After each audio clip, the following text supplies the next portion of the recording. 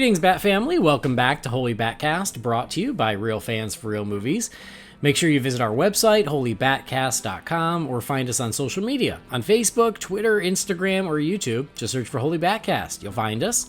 If you love the show, you want to help support us, you can do that on Patreon. You can go to patreon.com/holybatcast. And as always, a huge thank you to all our patrons. You guys are amazing. You make our lives so much easier, and it means the world to us that you support us the way you do. So thank you to our patrons. You guys rock. We are part of the Real Fans Podcast Network. You can check out all those shows at rf4rm.com. And as always, I'm your Bat host, Andy DiGenova. You can follow me on Twitter or on Instagram. It's just my name, Andy DiGenova. Now, we are celebrating an anniversary on this episode. Whenever one of these big anniversaries for a Batman movie comes around, we tend to do a commentary. And guess what? It's Batman Returns' turn. Batman Returns his turn. Yeah, that's fine. 30 years of Batman Returns. Can you believe it? So we're going to be recording a little Batman Returns commentary. Joining me for this fun are my two Bat pals, because they wouldn't miss it. First of all, it's Jamie Drewley. Hey, Jamie.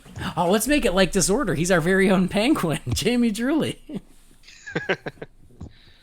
I'm taller than both of you. How am I going to be the penguin? Okay. You are Chip Shrek. Jamie's the big ass. He's the big ass clown. Oh, you could do that too. You could be the big clown. Y'all some clowns and better stop clowning. I like Chip Shrek. Dad, go. Save yourself. That technically makes me Leatherface, which is closer. Which is pretty cool. Myers, so, yeah. I can go with that. All right. Well, you also heard his voice. Brendan's back too. Hey, Brendan Lowe. So if how you going? If Jamie's Chip Shrek, you're Max Shrek, because Max Shrek is your favorite part of this movie. Yeah. Okay. We'll get to that. I'll pop my fright wig on. Great. Cool. I don't know. I'll be Marlon Wayans as Robin. That never happened. the Robin that never was meant to be. Make yourself Catwoman. I could. Trust me. On some days, I do just want to trash the whole world the way she does her apartment. So I feel that. But yeah, 30 years of Batman Returns. We're excited to do a commentary, but we can't get started just yet because we got to tell y'all a little bit about Manscaped. A big old thank you to Manscaped for sponsoring the show. Manscaped.com for all your male grooming needs. They make you smell nice, they make you smooth and look nice, and high quality products. Here in June, they want you to know about their Platinum Package 4.0. They just launched it, and it is the best deal to get a little bit of everything. It's the sampler platter, or the poo-poo platter if you were at a Chinese restaurant. It's the trim platter. The Platinum Package 4.0 includes a little bit of everything, so if you don't know what you want to get from Manscaped and you want to sample their products, pick up the Platinum Package, because you get the Lawnmower 4.0 trimmer, you get the Weed Whacker ear and nose hair trimmer, you get the Ultra Premium Body Wash, you get the Ultra Premium 2-in-1 Shampoo Conditioner, you get the Ultra Premium Deodorant. Everything's Ultra Premium. Nothing but the best for y'all. You get the Crop Preserver Anti-Chafing Ball Deodorant, the Crop Reviver Ball Spray Toner, and a couple free gifts. You get boxers and the travel bag. You can't beat it. Everything you could possibly need, you could possibly want, all in the Platinum Package 4.0. And the best deal is you get 20% off by using our promo code BATSCAPED. BATSCAPED, BATSCAPED. Use BATSCAPED to get 20% off, because this is their big promotion for June. Go see if they're running a sale. And even if they're running a sale, you get an extra 20% off by using BATSCAPED. It's also something very simple and easy you can do to help support us with the show. Buy yourself something, save a little money, and then they also know that you heard about it from Holy BatCast, and that would really mean a lot to us. So go check out the premium package or whatever. Like, go peruse the products, see if anything speaks to you, anything you want to try out. At the very least, get yourself a Lawnmower 4.0 trimmer. Honestly, I'm telling y'all, I've tried all the trimmers. I tried to save money on trimmers. What you make up for and what you save in money, you make up for in blood that you shed. And you don't want to shed any blood when you're trimming down there. The Lawnmower 4.0 is worth every penny, because it ain't going to make you bleed. So go check out manscaped.com. And again, use the promo code BATSCAPED for 20% off. Guys, anything to share? I was just going to say a couple of things with the ultra premium deodorant. I said a couple of weeks ago how I hadn't long gotten the pack, and I'd used it, and I was skeptical because I'm not, like I said, I'm not a sort of a stick or roll on deodorant guy. I'm an aerosol, because whenever I used a stick or a roll on, it would leave marks on my like the armpits of my shirts. Oh. This doesn't. This is like absolutely like stain free. Doesn't leave any marks on your clothes at all, which is great because now I'm using it all the time, and probably saving the environment a bit not using an aerosol. Yeah, for sure. And yeah, like how you said about the the lawnmower. I've said it before on the show, but if you're listening, if you haven't heard me talk about it before, if you're sort of thinking, oh, you might not be a ball groomer like Andy and some people out there. Honestly, I use it as a stubble, like a beard trimmer. Yeah. And it's the best beard trimmer I've ever used, and the way that thing holds power is insane. I've charged it once since I got it in November, and it's now mid June. Yeah, it is great, and I'll tell you, I have two. Yeah, they do recommend you do that. One for my face, and one for not my face. Yeah. Yeah. So, but I honestly, I will be completely honest. For downstairs, I just use an old shitty cheap one from like Target, which I probably shouldn't. But I use the Manscaped one for a beard trimmer, and it's really good. I need to get a second one actually. Yeah. Cool. All right, manscaped.com. Again, get your extra 20% off. Use Batscaped. It's you save money and you're supporting us. So thanks for doing that. But let's move forward with the main event for the week. The good news is that we've actually timed this right, and I got to thank Brendan for keeping us honest on this. You kept reminding us, hey, Batman Returns anniversary's coming up. Don't forget. So thank you. So if all goes as planned, hopefully this episode should publish on the anniversary. Because this movie, it was released on June 19th, 1992. And June 19th, we always publish on Sunday night. June 19th is a Sunday this year. So, barring any issues, I mean, I can't make any promises because this is a few days ahead, but this should actually publish right there on the 30th anniversary. I mean, what better way to celebrate June 13th than listening to three white guys talk about Batman for 2 hours and 6 minutes, right? Well, June 19th, but yes. Juneteenth is June 19th. Oh, June. I think you said, okay, my bad. Yes, sure. So, let's do it. Let's watch Batman Returns with some old friends and talk through it, and hopefully you guys will enjoy. As we've done in the past, I think this worked the last few times, is instead of us saying we're starting at 0000, we noticed that not everybody was synced up. So what we're doing is what we've done for the last couple, which is we all have it ready to go on our devices, and we hit play, and as soon as the WB logo faded up, we hit pause. And for me, I'm watching it on iTunes. I believe Jamie is too. We're at 4 seconds. And Brendan, what are you at? I'm watching it streaming on Stan here in Australia, and I'm at 4 seconds as well. Okay, I just moved mine to 4 seconds. It was on 3, but I moved it to 4. Close enough, sure. Okay, so everybody at home, if you are going to watch along, I know a lot of people don't watch along. It's fine, I get it. But if you want to commit and watch along, queue up your Batman Returns. Pull out the old physical disc or put it on your HBO Max or on iTunes, wherever you want to watch it. Pull it up, hit play, go to, as soon as that WB logo comes up, hit pause. Again, probably around 4 seconds. And you know what I need to do is I need to turn my volume down because I've forgotten to do that. So, all right, y'all ready?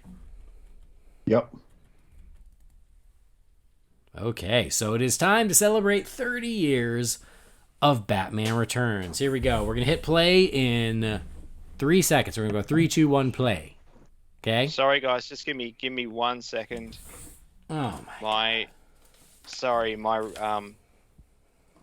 There we go. I'm back on 4 seconds. It went to screensaver on my Apple TV, and then when I got it off a screensaver, it started to play. Oh, I talk too much. Okay. All good. All right. Everybody's at 4 seconds. The WB Correct. logo is filling the frame. Everybody's got their volume down. Friends at home, you don't have to have your volume down, but we're going to have our volume down. And we're ready, okay? We're going to go 3, 2, 1, play. And Correct. 3, 2, 1, play. All right. And we see the snow falling behind the WB logo. And it, to me, I know this movie was released in the summer. It's a summer movie, but I have gotten so used to watching it at Christmas, it feels weird. See, that's why I Comic don't class House would it have as made a Christmas nice movie. Arkham Asylum. Yeah. Wee Herman. I remember Panting. before this movie came out, when the news that Wee Herman was in it, everybody thought he was going to play the Riddler. Really? Yeah, it was a big rumor around 1991 is Wee Herman's going to be in Batman Returns. You could see it, right? It would make sense, yeah. And there's not Ed Asner as the Doctor. And then Simone from Pee-wee's Big Adventure. I'm glad they worked things out and they ended up together and they had a mutant penguin child. There's the duck already. There's the duck. The duck already, Foreshadowing. see? There's a motif from day one. That's actually the same cage I bought for Harley. So, yeah, well, me and Catherine are enjoying our martinis. This scene here in the opening credits, it's actually shitting me not having sound on because the I score know. is so good. I know, it's so beautiful. And I love the matte shot or the matte painting of Gotham in winter with the snow falling, and it's so pretty. Like, I know we've talked about it, and this is all very soundstage bound, and I get that, but it's still freaking pretty. Just Gotham in winter, I'm a sucker for it. I remember again in 1992, it was odd being like, oh, it's set at Christmas. But now, 30 years later, it's one of my favorite things about it. Yeah. And sometimes when Harley doesn't want to go to sleep, this is what I want to do. I'm just kidding. I would never. She's the best thing to ever happen to me. She's perfect. I wouldn't change anything. Just sometimes go to sleep. just in case Catherine listens. This is Catherine's favorite. We've actually, really? one of our first dates was we went and saw a double feature of this and Gremlins at Christmas time. Oh wow, that's awesome. And so now Christmas week, sometimes Christmas Day, we will recreate that double feature. We'll watch this and Gremlins. Oh, that's sweet. So now, He finally got top billing in this one. I know. He just had to wait for the sequel. And Christopher Walken sneaks in there before the opening title too. Wow. He's not on the poster, but I love the way the Batman unravels. Yeah. I remember, seeing that in the theater in 1992 going, wow, that was really cool. And I will say, recently, one of our listeners emailed us about the opening going, oh, I wish they'd have done essentially a recreation of the opening of Batman 89, but over the snow-covered logo. And I thought, oh, that's actually a really cool idea. I really like that because it would have just had that continuity between films. But aside from that, I do think this is a beautiful opening credit sequence. And well, it's telling the story, isn't it? Yeah. Whereas the first one, it didn't need to do that. Whereas this opening title has a narrative to it. Yeah. And Tim Burton always says that this was like the dark side of Moses. Yes. It this music too always makes me sentimental because the original Batman the Ride, or Batman Adventure the Ride, I should say, at Movie World, when you'd be queuing up outside Wayne Manor to go into the ride, they'd be having this theme essentially on loop. This was the music you'd hear while you're waiting in the queue. Oh, it's so great. This is still the only of the original 4 movies soundtracks I don't have on vinyl. Oh. Yeah. It's do. Really hard to get. Really hard to get. I have the Mondo one. The Mondo? Yeah. I've kept an eye on it, but last time I looked for it, it was sold out on the Mondo site. And any on eBay and Amazon and stuff are really expensive. So yeah, I do love this score. I just love the extra layers they add, and they still use the Batman theme as well. They should. And Bill Finger. But yeah, the extra like vocalizations that Elfman added to this, it's so haunting, and I think it's so beautiful. There are so many things, especially when we do these, where it's like, oh, I want to hear the music.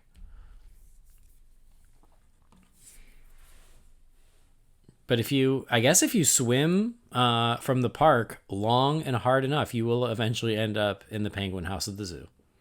Oh, the closed captioning is nice. We get awk, awk, awk, awk. Oh, I didn't get that.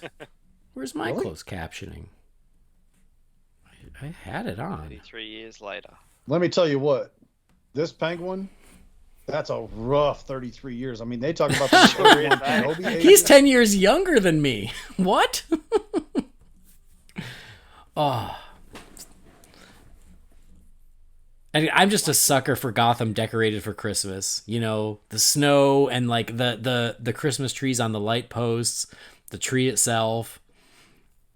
But imagine how good it would be though if you saw the Monarch Theatre and the Gotham City Hall, That was I won't bang on about it, but no, I know, it is one of and the that's always negatives. been my biggest complaint about this movie, because I love this movie, but my biggest complaint is always like, if they just had more of that connective tissue, if Gotham looked still like the same place from the first one, but we just go to more places, I think it would have gone a long way.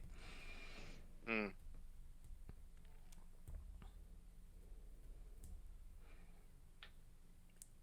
And as the newsboy up here, we've got Roach from The People Under the Stairs. Oh wow! And he also was one of the storm chasers in Twister. He's in everything. That's where I know him from, of course. Yeah, He's also from the Progressive Insurance commercials. Yeah, Sean Whalen, I think is his name. He's been character actor for together. 30 years. He's in Rob Zombie's Halloween too. Oh, thank God. Is he? Yeah. Who does he play in that? The car that pulls up when she runs, basically the car that Michael Myers flips over near the end of the movie, was his car. Okay.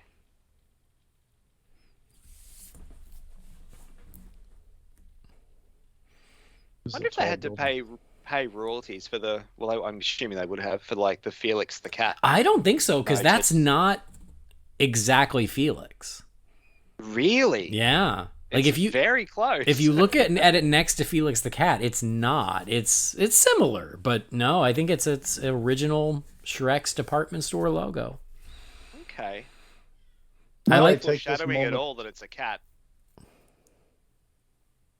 What was that, Jamie? You were gonna say something? I'm just going to take a moment to acknowledge how good the 4K transfer is on this film. Oh my God, it's amazing. I love the story that Christopher Walken tells about how he knew he was in a whole new like league of high budget movie making when it was like the morning of, and they're like, we should have a model of the power plant when he's talking about it. And he goes, and then everyone went to lunch, and after lunch, there was the model. So they'd run off and built it. And he's like, yep, that's how much money they spent on these movies. I love the wall behind him. It looks like the lining of the coffin. Oh yeah. It's all very deliberate. And like his cufflinks are molars, not that it's something you would never know it. They're teeth, but again, I do love that Max Schreck, he is named after the actor who played Nosferatu. His office is lined like a coffin, and his evil plan is to suck the power out of Gotham City. He's a vampire. He is a well-respected businessman as a vampire, and I think that's such a cool, clever take. And there's I wonder Chip. if Burton had his way, if he could have just done a straight Batman versus Dracula movie. Oh man, I'd watch the hell out of that. See, that would be good.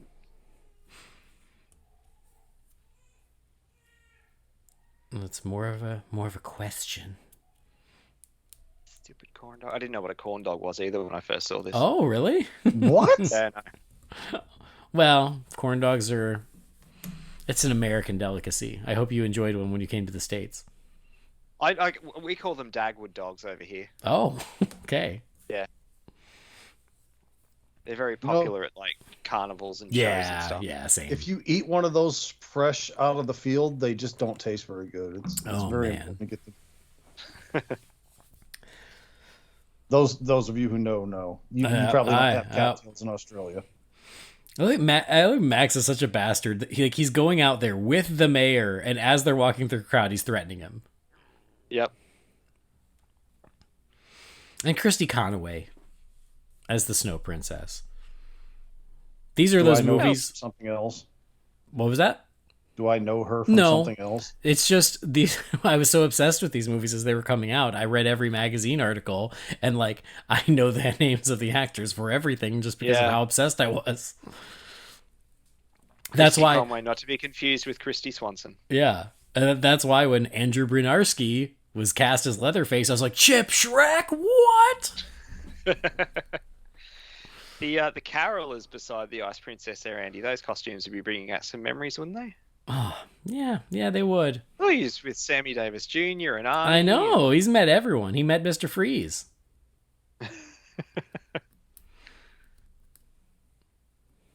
Wouldn't that be cool? Like if it wasn't meant to be Arnie, if it was meant to be like Dr. Victor Freeze. I mean, it could. They never mention it. In headcanon. In headcanon, he met Victor Freeze. He did not meet Arnold Schwarzenegger. I got to give Max Shrek credit for being able to improvise a speech. The pressure was on, and he made it work. I just want to know what would have happened if he actually had his speech with him. Yeah. And then the big present arrived, because it wouldn't have made sense. Yeah, you're right. This is a very natural segue. It's like he was, meant to forget his speech for the sake of script. I do like the shots of the Penguin's gloves. Oh, I know. And the bar. And the huge Christmas tree through the bars. Yeah.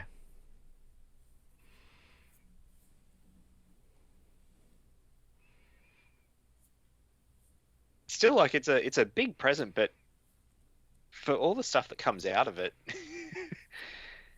And also, how's it moving there? Like, we should see a forklift or something. Yeah, I don't know. But you're right. I mean, it's a big presence full of circus performers. It's not like clowns don't know how to wedge themselves into very That tight is spaces. true. You can fit many clowns into a small space. True, like the back of a Volkswagen. I was just getting ready to say that. I was gonna say I always get sad when that clown jumps into the Christmas tree, because I'm like, oh, the pretty Christmas tree. The skeletons on the bikes. I don't know if I've ever told you this story, but back in 2014 when I was doing the Hollywood, the Warner Brothers studio tour, this was before it is what it is now, like with the whole Batman section and stuff. Part of it is we were literally just walking through a warehouse full of props. Mm-hmm. And the tour guy was sort of standing there. People were off doing their own thing. And I looked up, it was just on top of an old shelf. And I looked up and I was like, is that one of the skulls from the Red Triangle Gang in Batman Returns? And this guy's face lit up and he's like, oh my God, like, I can't believe you picked that. Like, I love that thing and no one ever notices it. And I'm like, you've got the right guy here. Yeah. Like, trust me, if there's something Batman, I'll find it. That's so cool. You got one of the most iconic, I think, shots of Batman in live action. Yeah. Yeah, I remember that from the trailer, those skull masked motorcycle gang members, and I just thought it was such a cool visual, and the way the eyes move independently. Mm-hmm. I just like this part here, coming up in just a second, where Chip goes, "You'll have to go through me," and they're all like, "Ooh!" It's a joke that falls flat because you can't see them. He's so huge that all you see are his shoulders, and it always bugged me. I was like, they needed to get over him so you could see all of the goons go, ooh. I also love the crazy mutant Tom Petty looking stilt clowns. They're awesome. The organ grinder too. He played a role in Tomorrow Never Dies. Vincent Schiavelli? Yeah, he had a pretty, well, I wouldn't say a huge part, but a somewhat memorable part in Tomorrow Never Dies, opposite Pierce Brosnan. There was a Ninja Turtle. You see the Ninja Turtle? Oh, wow, there is too. Yeah. And yeah, I mean, he's also very well known for Ghost. Which I don't think I've ever seen. Oh, wow. This whole sequence, I love this whole big opening action sequence. I love the Red Triangle Gang. I love, Batman racing in, but it just always reminds me of the Super Nintendo game because it was like that first opening level of the Super Nintendo game is this, and you're fighting all of these same gang members. That was a great game, by the way. If you've never played it, it was really good. I think I had it on Sega Master System. I think it was different. The Sega version was would have different than been. the Nintendo one. Yeah. And this is one where the Nintendo one was better. It was essentially Final Fight, if you've ever played that, but just with Batman, and it was really fun. I need that. I love for the my car. rotating. Yeah, I love the rotating. The It's so turntable, exciting. that was it was in the script for Batman 89, and they cut it because they didn't know how to do it, and so they did it in the sequel. I know people like, he dead ass murders that guy and everything, but I do like the Well, irony. that guy could the stop, comeuppance. drop, and roll and still survive. He could, and it's snowy. Like And if he doesn't, that's on him. this shot here of when he gets out of the Batmobile. Oh, maybe they. Oh, I love how he's but like it was he's used a lot. that shot of Promo him stuff. knocking out that gang member as he's walking towards Selena is great. Where he's like, "Oh, I'll take you out, but I'm on a mission here." You can always kind of see the outline of where the wall was going to come out. You can, yeah. Yeah, especially 4K. This shot of him also is beautiful. Just of him looking at her with the Christmas imagery in the background. It's just another one of those where he looks so great. I think that image was used for the cover of the Junior novelization from memory. Oh, I'm sure. It looks awesome. I mean, Selena asks a question that fandom has been asking for 80 years now. Is it Batman or the Batman?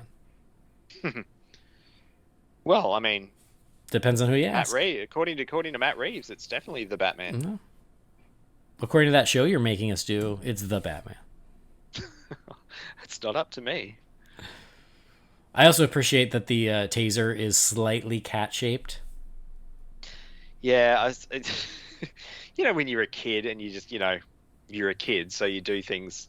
But my grandparents' TV remote control, from the looking at it from the back, the side without the buttons, kind of looked like that taser. So I used to pretend that it was a taser. Oh, I think I did the same thing with my remote control. Good, I don't feel like such a dick. No, of course. Are you kidding? For Batman nerdy kids, you watch this movie, yeah, you were always looking for any excuse to try to recreate moments. I love that the big stone face that you see as Max Shrek is coming in. It reminds me of Labyrinth. There's that scene with all the stone faces talking. Well, I mean, people.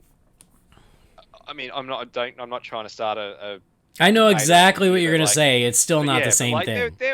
It's not, but there were faces in the architecture in Batman Returns. Yes, of course. This moment, the flying through of the model of the zoo. And okay, there are the ducks. The ducks are part of the zoo. I can't believe there are Batman fans who never realized that, but apparently Really? there are. Yep, there are Batman fans who hate the duck, and I was like, yeah, but it's like from the zoo, like it's hanging there, and they're like, I've never seen that. I was like, what? What the hell were you watching? Anyway, that whole thing where you're flying through the zoo. I remember sitting there opening night watching with my grandma Ruth in the theater, and she was like, "Ooh, I'm getting woozy." She's like, it was like she was watching an IMAX movie. I just thought that was so funny. I think from memory, that might have actually been used as part of the simulator for Batman Adventure. I mean, it would make sense. Yeah. Yeah. 33 years old, they say. 33 years old, right here. He's in his prime. Which is another looks great. Biblical, that's another biblical reference as well. Yeah. His robe is amazing, and this is where 4K really helps it, because I remember him talking about it in 1992 when he did interviews, going, "Oh, it was this beautiful thing, and it has all these sea creatures embroidered on it," and he actually kept it. Danny DeVito loved it so much that he kept it. And now that it's, in this Ultra HD, you can look at it and you can see like crabs and all kinds of things, and it's so cool. I would buy a replica. I want that, and I want the Mr. Freeze. The Mr. robe. Freeze one's pretty. It's pretty awesome. No pun intended, but I do like that they kept the things that they sort of kept for the traditional Penguin. I do like that they kept the umbrellas. Oh yeah, you got to. Well, I guess you don't have to, but you should. Yes. Yeah, you need the trick umbrellas. I like that this is actually a licensed merchandise piece now. You can buy the the hypnotic spiral umbrella. one. Mm-hmm. Yeah. Yep, I need to buy it, actually. I've been meaning to, because it's so cool. I like the Malays poodle lady just sitting there watching. What you put in your toilet, I place on my mantle. Say what you will, but this script is pretty damn good. I will say there was I say 8-year-old, but I didn't see it till I was 9. This is one of these movies where you watch it as a kid, and a lot of what they're saying, it doesn't stick. Like, they're just conversing. Yeah. Like, if that makes sense. Like, this is just kind of marking time till you get to see Batman again when you watch this sort of movie as a kid. I think that that makes sense. I think that the older you get, the more you appreciate, at least the more I appreciate, I'll put it that way, how clever the dialogue is in this. Mm. There's a lot of quippy comic relief stuff going on, but it never gets carried away. Yeah, exactly. Like, it's more witty and clever and less just like trying too hard or punny. It's not delivered for laughs as well. Like, you kind of need to be paying attention, and you might kind of have a bit of a giggle, but all that shit coming out of his mouth. Yeah. I actually remember being at the midnight premiere of this, and the crowd, the crowd on opening night, especially at the midnight premiere things, the energy's almost always a little different than any sequential showing that you would go see. And I remember that crowd at opening night just giggling and laughing at, like, even stuff that I was like, what are you guys laughing at? They were laughing. So yeah, I love that his stocking says Max. I think that's amazing. I love his face when he pulls out that thermos. It's just this weird expression that's always made me laugh. Yeah. He's acting his ass off through this. He's so good. Devito is underappreciated in this role. He's amazing. He has given it his all. And I will say, just because it's not as funny a performance as Joker, as I feel like he sort of he didn't get the credit he deserved. He's creepy where Joker was funny. Yeah. I was gonna. Here's a fun fact for you guys. I don't know if you knew this or if I ever told you. My grandmother says that he's her distant cousin. I did not know that. But the spelling of the names are different. Okay. But that could be an Ellis Island thing, or that could just be my grandmother being creative. I don't know. Yeah. Because he's Devito with an E, and my grandmother's maiden name was Devito with an I. So. Gotcha. They should have sold Penguin mouthwash.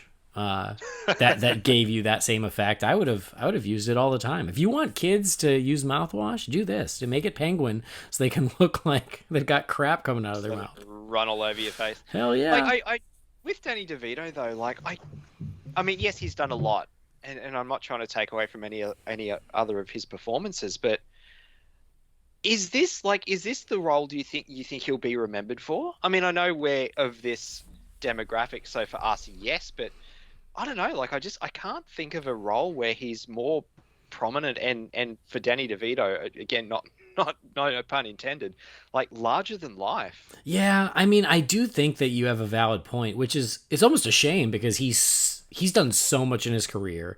He's also an extremely talented director, but as far as like an iconic performance, this is probably the most. But I mean, yeah, he's been doing amazing work forever. For people of our generation, it's either going to be the Penguin, or if you're just that little bit younger, or even maybe not wanting to, go male female, but even if you're a female, it's either going to be this or the dad in Matilda. Yeah, and he directed Matilda. He did, yeah. Yeah, and that's great. And his producer credits are ridiculous too. Like movies that you would not think that he would have anything to do with, he's a producer on. Sometimes I'm just sitting there watching the credits roll and his name will come up. I'm like, huh. Yep. This is brilliant, the way they show us her life in this lame little apartment, and they really give us the geography of the apartment as she's listening to her messages, so that way in 15 minutes when she trashes the shit out of it, it's just such a stark contrast. I love it. I love essentially we get two versions of the same scene. One while she's the trod upon assistant, and then when everything changes. And what also, the hell like, is with that chair? Like, she's a real girly girl as well. Yeah, like, yeah. Everything's pink. She's got the stuffed toy. She's got the dollhouse. Mhm. Again, you know, all by design Right. to show that contrast later on. But just back to Devito for a second.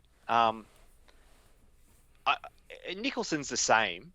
You can tell, like, they loved playing the roles that they did in the Batman movies, and with the return of Keaton, and you know, the fact that this universe is going to become somewhat of a thing again, you know, Devito would be up for playing that role again, and he would absolutely do it. I think he I mean he just wrote that story. I mean, he did, yeah. Like, he loves the character. I mean, he's dead at the end of this movie. There's no mistaking it. Right, he's right. dead. But if there's a way to do it, I don't know, but I'd love him to be able to pull it off, because he would. I think he would, come back aside for it in a heartbeat. Yeah, I think aside from Pfeiffer, he would be the most likely, and it would make the most sense, and he would actually be able to still look mostly the same with the help of the prosthetics and whatnot. Well, I mean, Pfeiffer said that she's keen as well. If you know, yeah. When was it you pointed out to me story-wise, this she'd part make where the glasses sense. cast the shadow? I over think her that eyes? was during our initial review of this movie years ago when we had Jamie Magoo on. I think I pointed it out at that point, and you, in real time, pulled it up and went, holy crap. But yeah, it's such a great detail, the way the light is shining and the shadow from her glasses essentially creates the Catwoman mask. That is so cool.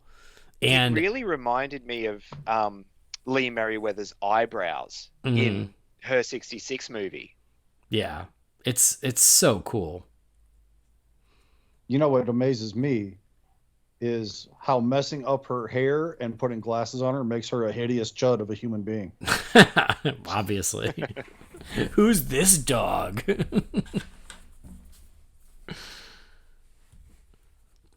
I mean, and what a performance. We just talked about Devito, but Michelle Pfeiffer, holy crap. Like, so good as Selena Kyle before, and then, man, when she gets to spread her wings in just a few minutes, she just takes this role and just owns it to the point where people are still fighting about, you know, her being the best Catwoman, because she just owned it. And it wasn't even supposed to be her. It was supposed to be Annette Bening. It's one of those things where, thank you, Warren Beatty, for knocking her up. Who I've always struggled to see in the role. Like, I could have seen it circa 1992. Like, I could see it.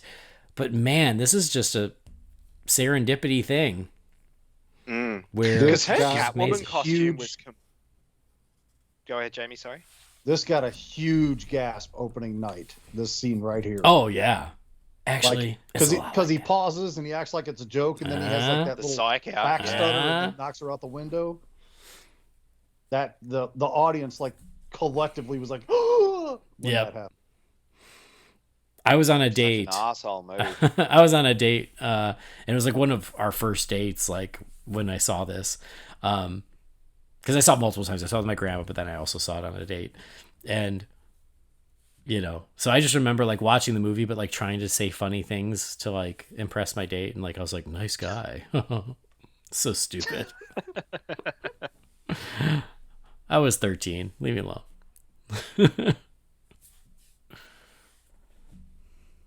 But yeah, like the Annette Bening, like from the sketches and stuff that you sort of see over time, like her costume was completely different as well. Mm-hmm. It was a bit more like S&M. Yeah, but I think that was probably when it was still in development. I still think it probably would have landed in the same place, but it didn't get that far before they changed. Yeah. And poor Sean Young was forgotten about completely. Oh man. Sean Young was never in the running. Well, don't tell her. She put herself in the running. Yeah.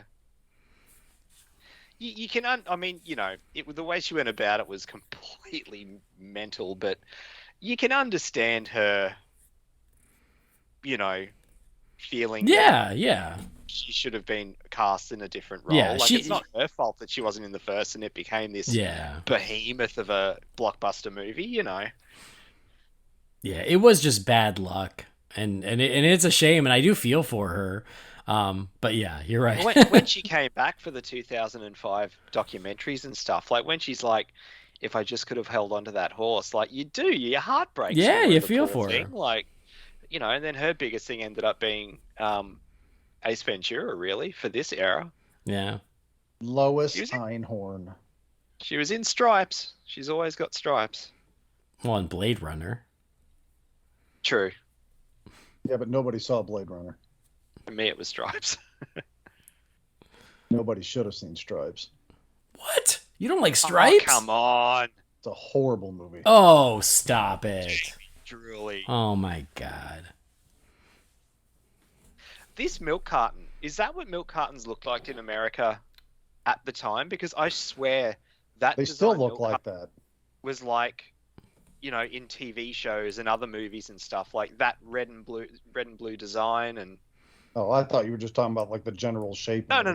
I mean, that's a milk carton's a milk carton, but just that. I wonder if it's like a, you know, a one made for sort of. I've never seen that brand with like the red, white, and blue. Okay. I like how even there's that huge steel beam coming through. Yeah, the apartment. Like the girder. Yeah, I need to find out what the hell kind of garbage disposal she has that can take that. I know. I do. I always appreciate it. It cuts away and all of them are gone. I'm like, wait, you did not just shove all 18 of those stuffed animals down there. But this whole scene is just a tour de force. Tell you what, she's not getting a Bond back. I can tell you that. That's okay. I bet she didn't do the pet deposit with all those cats either. So. Now, this is how you know that this movie is bullshit. She's making all this racket and cats are running toward the noise? No. Well, they have a new queen cat. The look of disgust she gives that shirt. Yeah. It's like, how dare you? Again, I know it's movie logic, but how she makes an entire bodysuit out of one leather coat. Yeah. We need to get... I'm sure they sell it, but Catherine and I do want to get a neon Hell Here sign for the house. It's fun. I've never seen one, hey, but you'd think, like, if they it's can so do the iconic. umbrella, yeah, like exactly. Someone's got to sell it. Yeah. It's probably not an officially licensed thing, but... Yeah, maybe something with like Etsy or something. Yeah, like that. but exactly. But like now with Etsy and everything, like we got these great. Point, though, if they can do the bloody spiral umbrella, like yeah, come on, like we got these great signs for the Prancing Pony and the Green Dragon from Lord of the Rings, and those are from Etsy and they're beautiful. I'm like, someone's got to do Hell Here. Slinky. But I'll tell you. I mean, like, I understand your point, but at the same time, I'm like, I never, in any superhero movie, I never care where they get their suit. Just give them the suit. No, exactly. And here they did write it in and go, okay, she makes it herself, and that's why it has that hand stitched quality, and they did give it a logic. But like, I just don't care. Like the first Spider-Man movie, which I still love, the Tobey Maguire one, you know, like he there's a montage and he shows up with the suit, and even then people went, well, where did he get a suit? I'm like, I don't care. It's Spider-Man. He's wearing a suit. This is another amazing shot. This shot is freaking awesome. The cat's out in the foreground, that window. Oh man. I'll say that. I mean, it's true about 89. It's true about this movie. Tim Burton just shoots the hell out of these things. I'm a Burton stan, so I know I'm biased, but I just think his movies are gorgeous. You know why? Because they are. Yeah, I mean, I think so. Don't even get me started about the Sleepy Hollow imagery. Oh, dude, I want to live there. With the Pfeiffer costume, there's a reason that 30 years on and several iterations of Catwoman afterwards that they've tried doing one or two different ones, but there's a reason that Movie World keeps coming back to the Pfeiffer costume. Like, that's the Catwoman that prowls the park. It's the Michelle Pfeiffer Catwoman. And that's why it keeps still popping up in comic books 30 years later. And here's what's crazy is when we first saw Catwoman before this movie came out, I wasn't sure how I felt about the costume because I was expecting Julie Newmar. And when I saw this Burton version, I was like, oh, with the stitches, I don't know if I like it. But man, it's become iconic and I love it. And it's arguably my favorite. It's one of my favorites. And yeah, like 30 years on now, people have embraced that look for Catwoman. Oh man, and I've said it on the show before. Like, if you're going to rank Catwoman, you can rank the actresses in whatever order you want. To me, there could be any number of them at number one, and you can't really argue it. But the Pfeiffer costume will always come in top of the charts for me. It's just so awesome and iconic, and yeah, I love it. Yeah, I like that cute little Santa outfit for that baby. I'll actually follow what you. Yeah, exactly.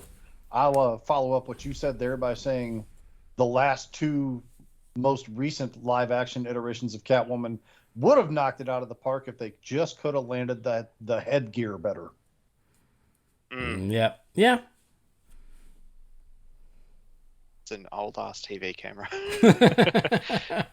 Well, this is one of those really ambiguous time period kind of movies. It is, but Burton, Burton loves that, and I think that's. Yeah. But I think that's why these movies work so well is because they're modern, but the time periods are a little mixed up, and I've always liked a Gotham City that works that way.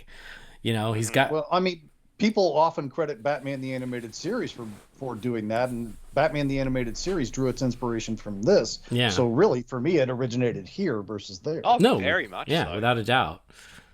I appreciate that their Christmas tree is so large that old ass Alfred be climbing on stairs to decorate it. Dude, You probably think of like, Bruce, can you get your ass over here? And No, help me? man. I'm 90. You're the help. You're the help. I almost bought a Christmas tree that big because I've got a ceiling over here on the other side of the house that will fit that. When we were in Frankenmuth, they had a big giant one like that. And Kimber and I were like, should we do it? We've got the room. There's this big open space with really nothing there. And ultimately we didn't because we couldn't fit it and the kids in the car to take them home that day. Hey, Griswold, where are you going to fit a tree that size? And of course I ordered our SUV without the roof rack, so I couldn't tie it there. The only thing that really dates this, going back to the timelessness of it, is there's a quick joke from Alfred later on about Love Connection, which was a big show back in the day. Is that like Perfect Match? Like the Yeah, sure. It was a dating show. Yeah, like the show they do in Mallrats, essentially, that kind of thing. Yes. Yeah, Kind of, like that. yeah. Yeah. It always bugged me that you've got this reporter guy who he gets some dialogue. Like, just make him Knox. Yes! Just make him Knox. There's so many scenes with reporters in this movie. When you think about it, so many. You don't have to give Knox a subplot, but at least let him show up, That shot of Devito right there when he turns his head around, whenever the movie was on television here, that was the shot they used of the Penguin for the commercial. I remember there's this shot of him. It's coming up. It's when Batman drives by and you see the Penguin in the window of the Hall of Records. I remember seeing the concept art of that and then like side by side with the shot in the actual film. And it was pretty spot on. This is another cool image. Here's our go ahead. Here's our famous Fishy Swa. Fishy Swa. Oh, if I'd have planned better, I'd have made myself Fishy Swa while we were recording. And I'm just going to say it. Sorry. This is Batman doing detective work. He is literally doing research on this guy and trying to figure out what this guy's deal is and whether he can be trusted. I know he's not out there dusting for fingerprints. This still counts.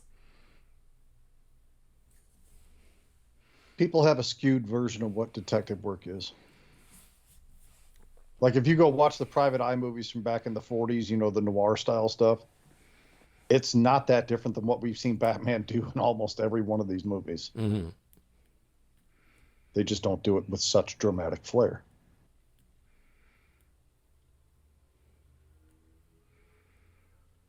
Do you think he wears corrective lenses when he's in the cowl? I think he's got to wear contact lenses. But I never really thought about it until you just said that. I don't know if you guys have ever heard Kevin Smith tell the story that like he didn't need glasses. This but he shot, would sorry. wear- This shot from the outside looking in. Yes. Oh, it's so cool. Sorry, please continue. Oh, no. Wait, we've got to enjoy the slush. We have to enjoy Yes, what is it? Yes. What is it with the slush? Oh. I was going to mention it too. the slush. Oh my god. It's like my favorite shot in the movie. The slush and the never knew snow and the snow did that. Batmobile.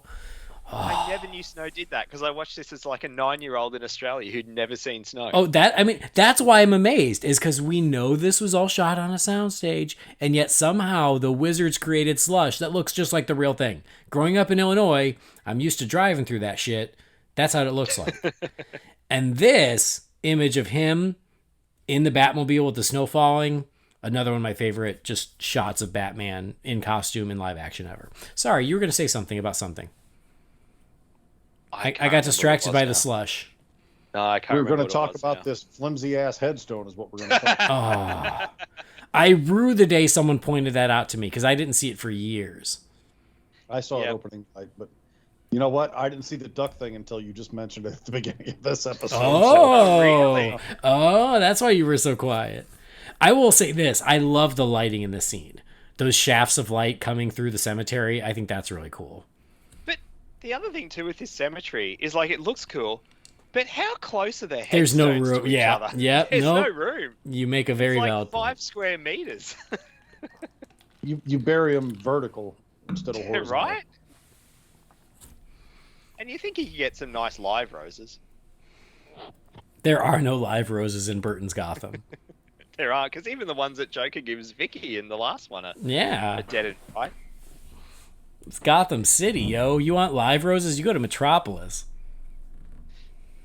Just a little bit of behind the scenes. It won't mean anything to the listeners, but to Andy and Jamie, Jess just messaged me. Her rehearsal has been cancelled for this afternoon. Oh, well, thank God I rushed home.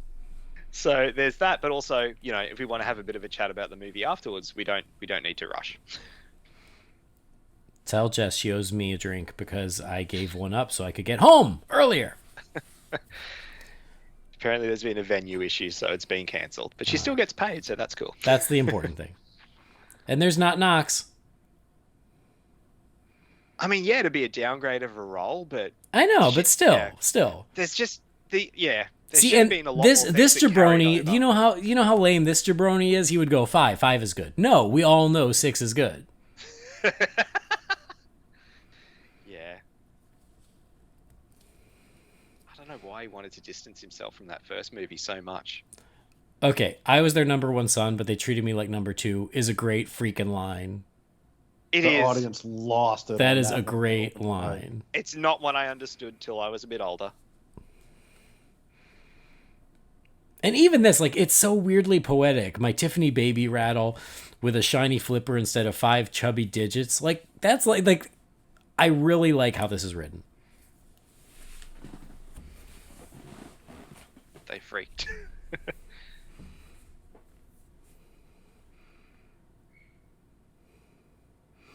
Here's one of our cameo. Here we go. Mrs. Bob always Kane. get I always get excited when this scene starts because I know I get my first look at Catwoman next. Yeah. Well, I'll tell you something else. You know, things that you miss over the years is, for years, I never heard her say tic-tac-toe. Really? But yeah, because I was so distracted by just watching her scratch his face that I wasn't listening to what she was saying. So I saw her do it, but like it took me years to realize she actually said tic-tac-toe. Now, a question regarding this scene.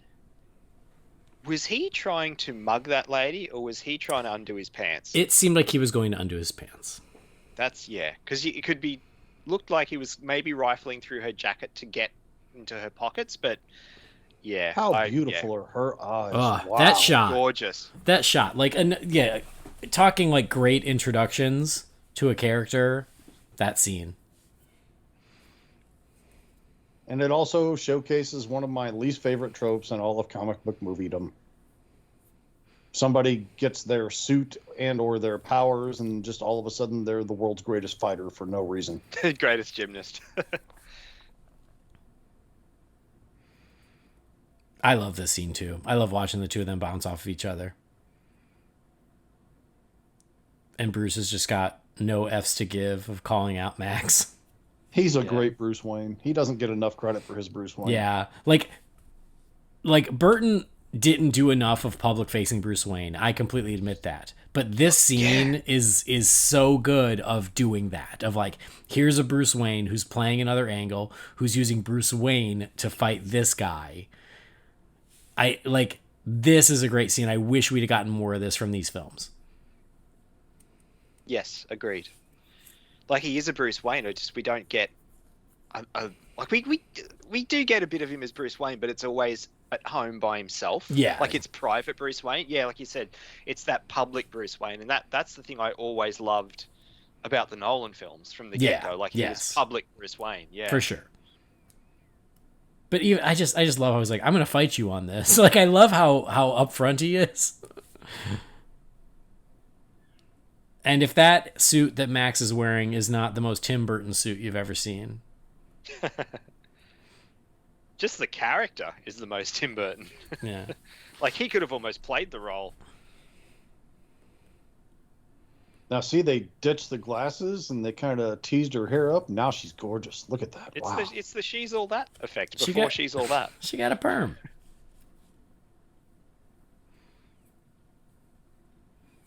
Bruce is just instantly, like, not even hiding the fact that he's... Whoa? Whoa.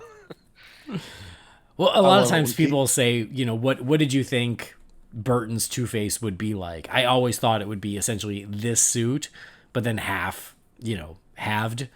But I always assumed it would be this kind of like broad striped suit because that's just so Burton-y. Yeah. It'd been half Beetlejuice, half Shrek. Yeah. I love it when Keaton gets like that half smirk on his face. Anytime he does that in any movie, I just always love it. Yeah. And Keaton and Pfeiffer have such great chemistry. They're so good with each other. Seriously, if she's not in that alleged Flash movie, if it ever happens, huge missed opportunity. Very disappointing. I love this moment. Ricky Freeberg. And the way she goes, he's dead now. He's dead now. The shift on her face when she delivers that line. Oh, such a great line reading.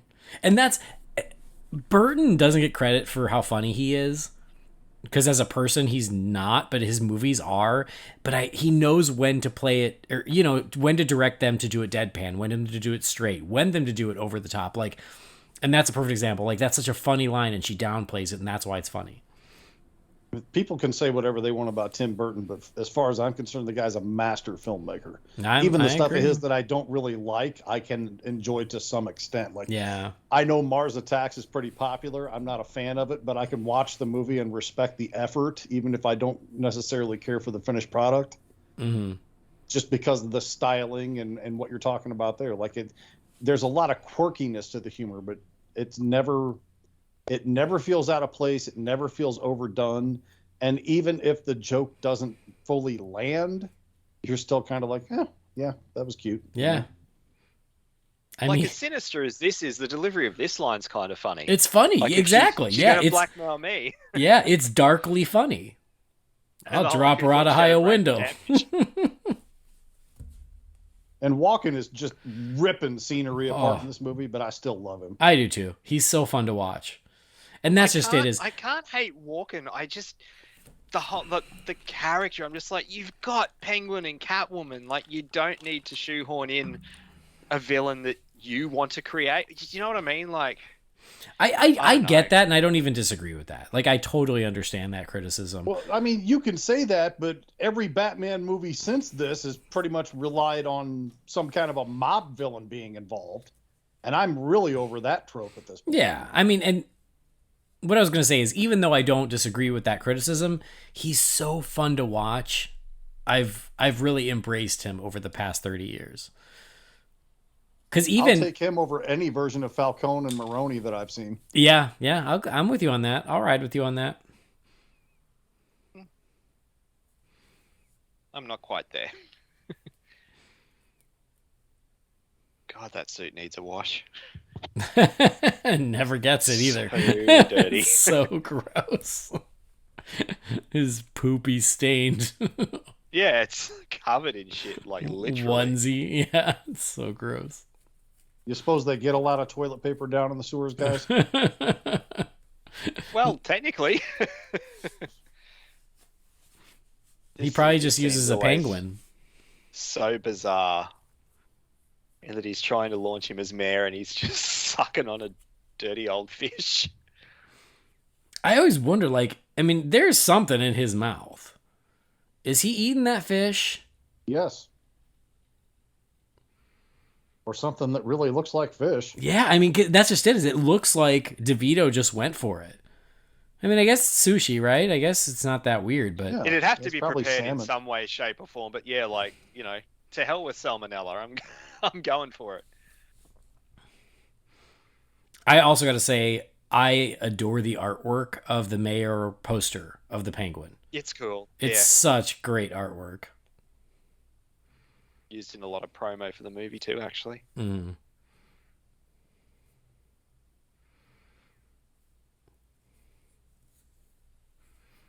Jan Hooks, R.I.P. What a treasure. Another friend of Tim Burton's, because she also did the Alamo speech in Pee-wee's Big Adventure. That reclaim your birthright thing. What is that he puts in his mouth? Is it a That's the cigarette holder.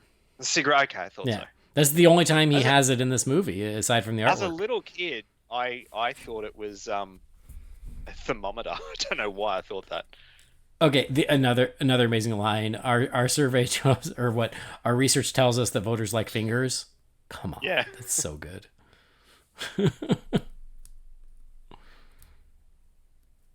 I've seen people give this line shit. I love this. Oh, as a kid, I thought this was the coolest thing ever because I love Batman and I like horror and gore and stuff. So I just thought this was so badass. I mean, you know, if you're in this guy's campaign office and you see this happen, that's your first and last day on the job. No, sir. You don't understand how politicians work, do you? I guess. People blindly follow politicians no matter what horrific shit they do. He didn't waste any time, you know, getting these campaign. I mean, even the water cooler's got a I know, couple of right? on it, like, He did a lot of printing, hoping that Oswald was going to go along with this. because realistically, this is like what two days, A couple in? days, yeah. I mean, Yeah, I've always tried. I've never been clear on the timeline because the way Oswald says, "Is this not late December?" I'm like, well, I know Christmas is coming.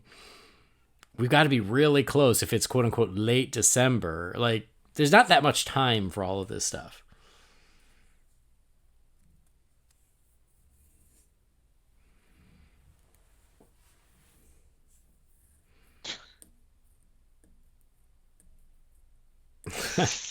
I appreciate how weirdly horny Oswald is. Oh, it's so messed up. It is, but I like it. I watched this movie for probably the better part of 20 years before I knew what a parasol was. Really? Uh-huh. We don't call them that here.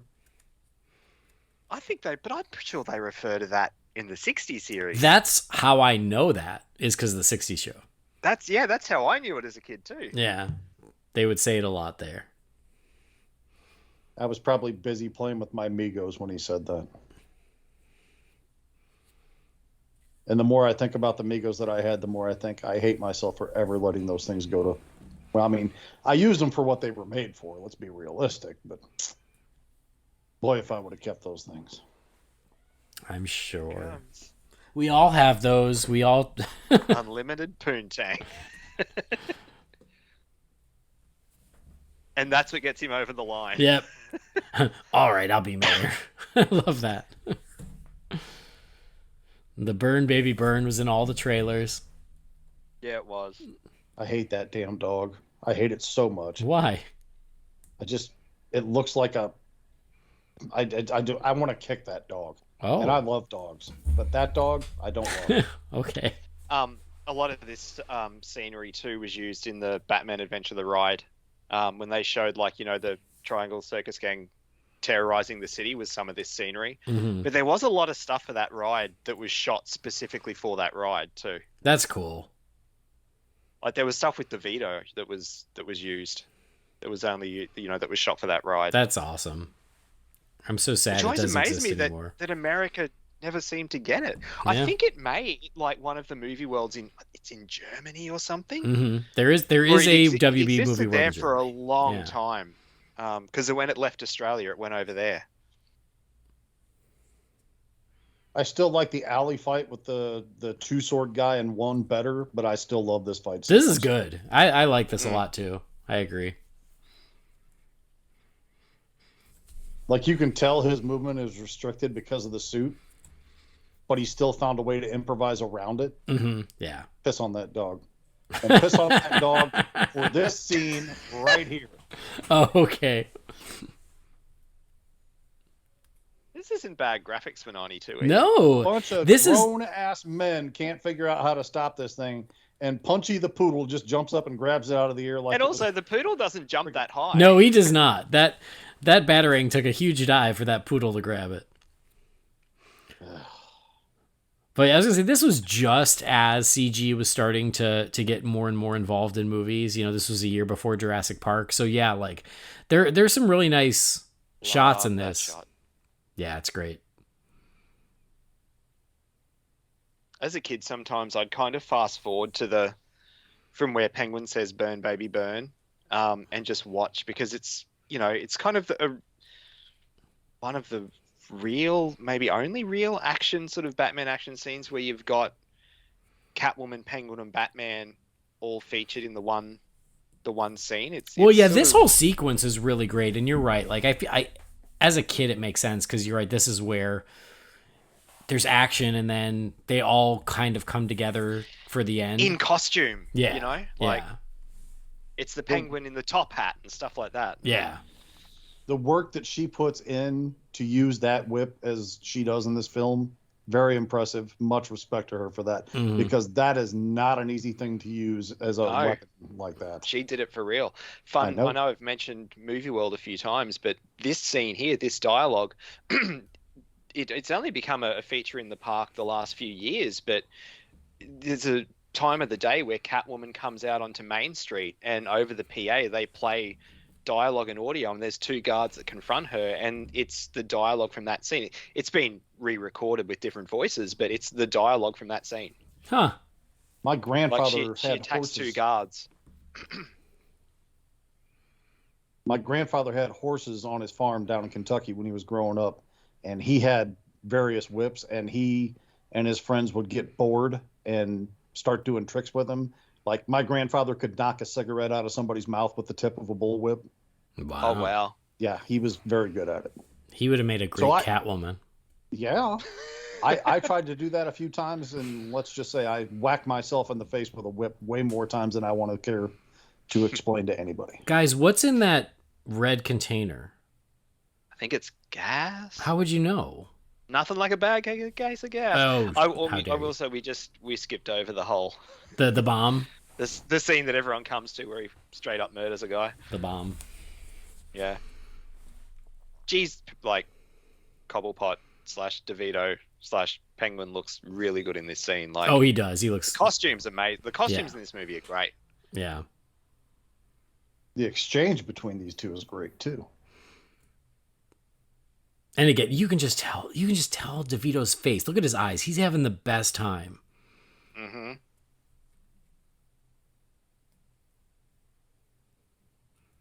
He's a stone cold assassin with that glare and that bat costume, boy. Mm-hmm. I often do forget, to my own discredit, how good Keaton is in this part. He is. He's so good. Although when he says, I think he's better in this than he is in the first one, honestly. Performance-wise. Mm-hmm. Although I will say, when she timed that well, she knows what she's doing, man. I always love the trope of somebody puts something in the microwave that's going to blow it up, but it always waits until the microwave dings before it blows up. Yep. Yeah, that's not how it works. When this was in the trailer, the helicopter umbrella, oh my God, me and Dillip lost our minds. Oh, it's great. So cool. That was also like in the video games and everything. It's iconic. It's like just like you said earlier. She's that, just standing there. Yeah, she's just watching with this weird look on her face. But the trick umbrellas are so cool, and they use them pretty well in this. And I'm just greedy and want more because they're so fun. He's being cool. Look at this. Hokey. He's being all defense. They're all defense. Yep, all He's defense. Not anything counterattack until right here. He's a gentleman. And now we come to the most not Batman moment in the history of Batman films. You're going to tell me he falls for that shit? I'm sorry. I deduct a full grade point from this film just because of that. Here. I mean, he underestimated her. She's about to say that. But he just has that whole, I'm sorry, I didn't mean to. In a movie, ever? Aside from the movie Mannequin? What are you talking about? Where the shot of him dangling, like, where you can see Catwoman, he's holding onto the whip, that's so clearly a mannequin. Who is? Batman. Oh, I need to go back and look. I've never noticed. Yeah, really? Let's take a moment and rewind here. That won't screw up the motion at all. No, it's so obviously a mannequin.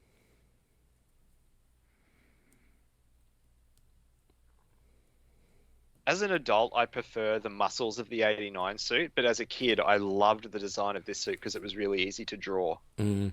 Yeah, it's funny. It feels like most fans give the edge to this suit, but I still prefer the 89 one. Look, I prefer the 89 suit, but I prefer this one symbol. Yeah, and look, I prefer... I would love a hybrid. The 89 suit is quite big and, clunky, for lack of a term. Like, this one is much more streamlined. But I'd love there to be a hybrid, like this kind of streamlined suit, but with the muscles. I guess we sort of got it, with the Panther suit in Mm-hmm. Forever. I think that's maybe why I like that one so much. Mm-hmm. The cowl in this one's great.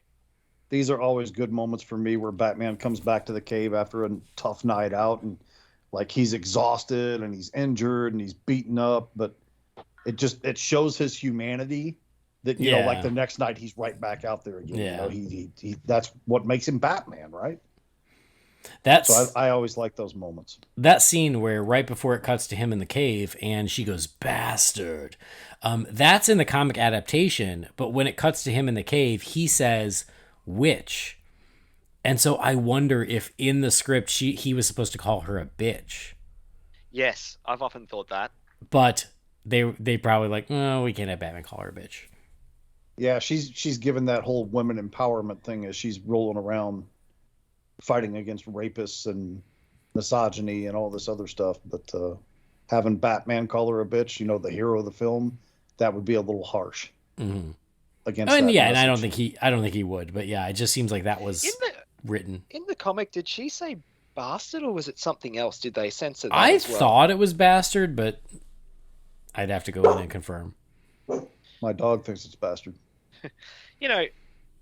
As a kid, I don't think I realized what he was doing here as a small kid, which is good that I shouldn't realize that. But also, the thing as a kid I did think of is like, that's not how you put a badge. Yes, I thought that too. too. Just stabbed that straight to a tit. Like, I know. I was like, how does he put the button on? That's not how it works. You said that's not how they put a badge on, and immediately my brain went to Joey saying, that's how they do pants. In prison. I love that episode. Somebody's here to see you. All the innuendos went over my head in this scene as a kid too. Oh my god, this is crazy. And it's stuff like this where I love it, but like it's like, man, the stuff they got away with. It's naughty. Because as a kid, like a cat, you'd call a cat a pussy cat. Like, yeah, I can't believe that they got away with just the pussy I've been looking for. It blows my mind. Hand to God, my wife's mother had a cat that she named Plaid Pussy. Oh, yes. My cousin used to have a cat named Fingers, which I'll just leave right there, and you can think about that yourself.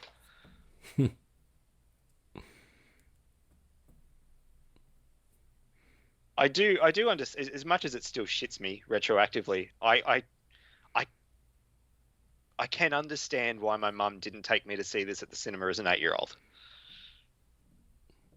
Well, especially like if time, she had heard the, She had heard, but at the same time, like I watched it as a 9-year-old. Yeah. And it all went over my head, all of it.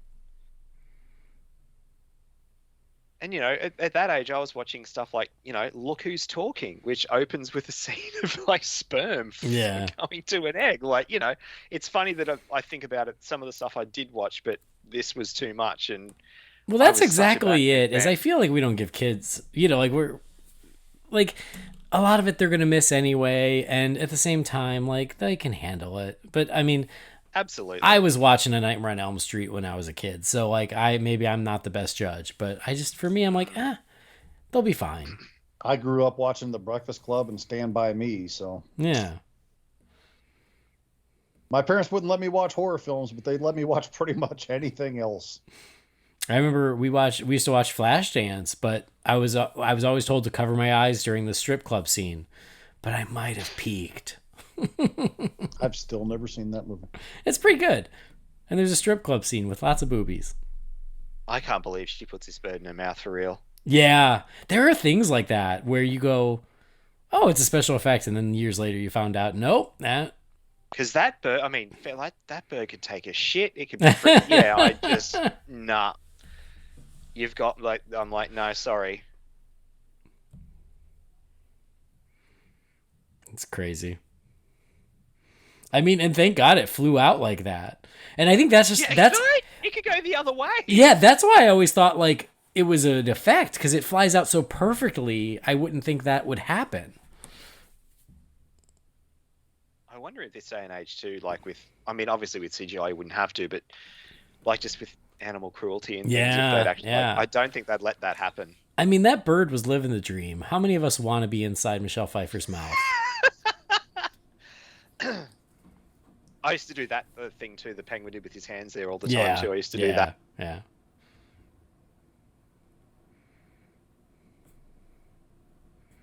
God, she looks good. Even half disheveled, she looks good. And I always preferred the mask with the little tear up in the eye hole. I need a fireplace so big I could walk into it. Don't we all? Oh, here it is, Love Connection. A program with some dignity and class. Love Connection, perhaps. That'd be something like, Love Island or something this day and age. Yeah. The Bachelorette, perhaps. Married at First Sight. I mean, even that, like, Keaton is smart to go subtle. He's wearing a cravat. He's so good. I don't think I've ever noticed that before. He's wearing a cravat. What's a cravat? It's very, like the thing around his neck, like it was very Adam West. Now he has a paisley scarf. I like this scene, number one, because they're great, but because you hear Christmas music in the background, and it just makes me feel Christmassy. You got the window displays, you got them putting the Christmas tree up, you hear Christmas music in the background. And it is I was 13 years old, but even at 13, I watched this in the theater and went, I'm going to watch this at Christmas. I love the double take he takes at the Batman blows it. Yeah. The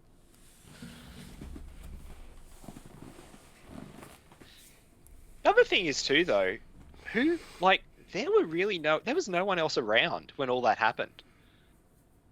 Like, who else is going to know there was a Catwoman? Because...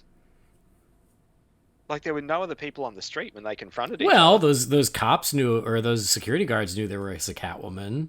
True, I guess. And I mean, they didn't necessarily assume they get out before it exploded. Yeah, people might not have seen the the fight on the roof, but they certainly knew about all of the chaos with the clowns in the streets and everything. So, yeah, I'll give them that.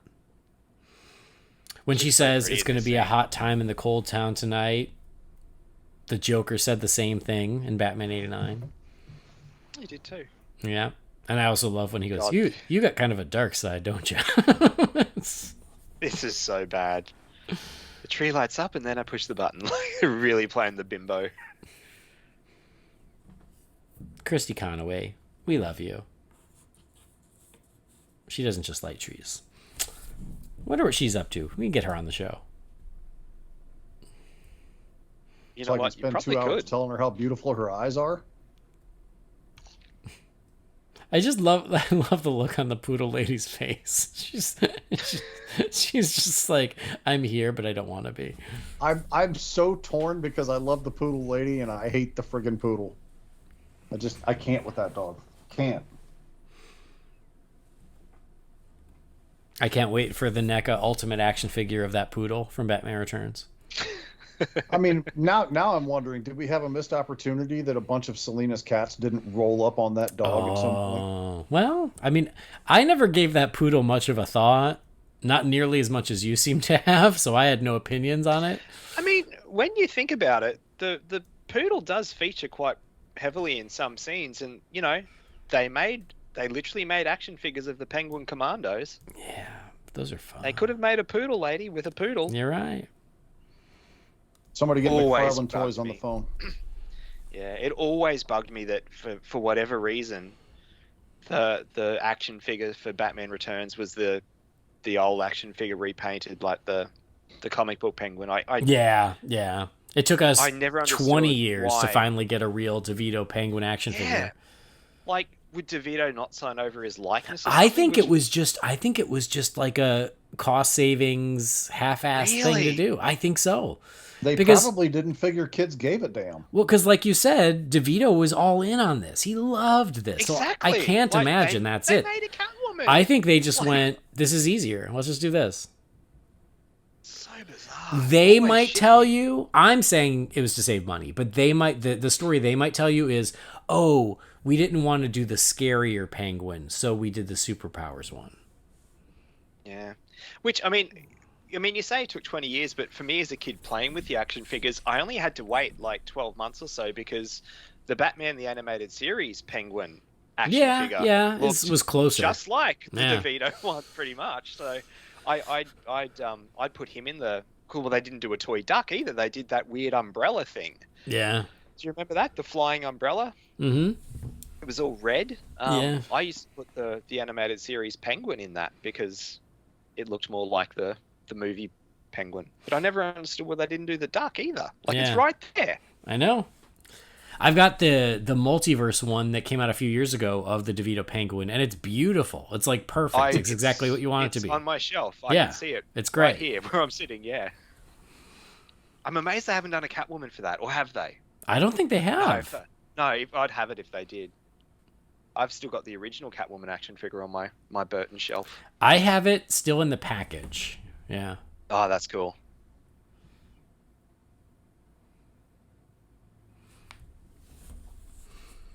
Catwoman Funko I Pop. wish Gordon would stand up a little. I mean, yes, he's saying it's only circumstantial, but I don't know. I feel like Gordon needs to be a little more defending Batman in that moment. And also, we wouldn't broadcast it on television Right. shortly after it's Hey, happened. hey, everybody! That'd Here's be the murder something weapon. Very hush, hush. It Well, was, it's not like they have a district attorney in Gotham that'll do anything about it. he's on Right? extended vacation. Where is Harvey Dent? I don't know. He went to Hawaii for a few months for Christmas. I love this scene and the juxtaposition of, obviously Selena and Bruce getting dressed, how they, one's the billionaire and one's doing it in a car, but just the interactions with Alfred too, they're sort of trying to do the same thing. Yeah. I just think of excuses and The moment where the ice princess gets kidnapped, I never thought about it, but it was Jamie Magoo who said, "Oh yeah, she takes a batarang to the armpit," because when she lifts her arm and he throws it, I was like, I never quite pictured it that way, but now it makes me laugh. I'll tell you what, man, that Magoo dude, he's got a perspective unlike anybody else you'll ever meet. I'm sorry that I've never podcasted with him, actually. At least I don't think I have, but I always like it when Magoo features. Yeah, he's good people. Yeah, he is. I also love the line where she says, She skids in her stockings. yeah, when she says, he makes me feel like how I hope I really am. Here we go, Jamie. Here we go. Yeah, hangers, hangers. This whole commentary's been worth it just for that. Yep. It was another one of the things I never gave it a second thought until Jamie decided, nope, that's why. Did I? That's why I don't like this movie. The only thing I ever thought was, that made me sort of give a moment's pause was how in the first movie it was the Batsuit. Yeah, the Vault, whereas yeah. in this And one, now it's he's like, got a whole bunch of them. He's got multiples. Yeah. And I don't know why it bugs me isn't the right term, but I always preferred the way the shields came out in the first one. I appreciated that we did the callback to the shields. Yes. But yeah, it is interesting that it's not quite the same, but it's one of those where it's like the first one was stop motion, this is CG. Yeah.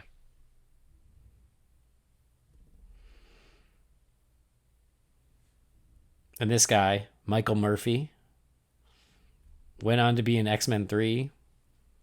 Oh, he did too. Yeah, Angel's dad. He was he the Angel's dad? That's right. Yeah. For some reason, I thought the president, but no. This is one of those like conveniences where it's like, how do they have a remote control that turns off the shields? How do they get the blueprints? Yeah, like there's a missing piece there. Was that woman wearing the costume of that dipshit that raided the Capitol last year?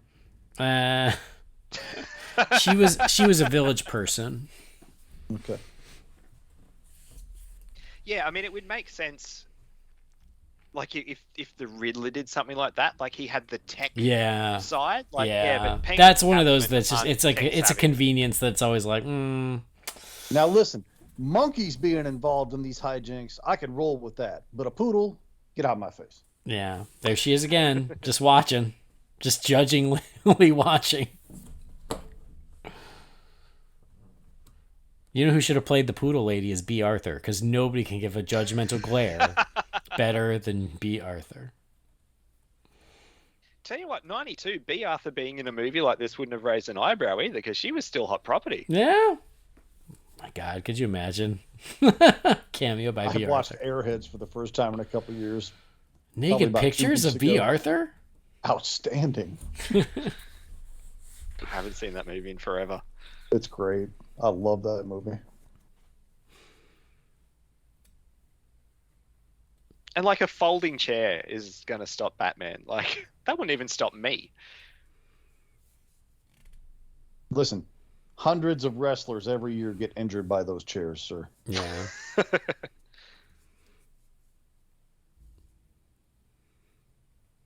Doug Jones. Is that really? Oh my God. Yeah, one of his first gigs. I had no idea. Holy shit. Yep. I believe he's from my neck of the woods, by the way. Yeah, he did this, and then the next year he did Hocus Pocus, and then he was off to the races. That cat works consistently. Yep. This is one of those where I was like, why would you have not already gotten down? Why would you just stay there? Move. Like the scene before where you see you kicking your legs. I always imagine Catwoman being like, kick your legs, kick your legs. Like, it's very convenient.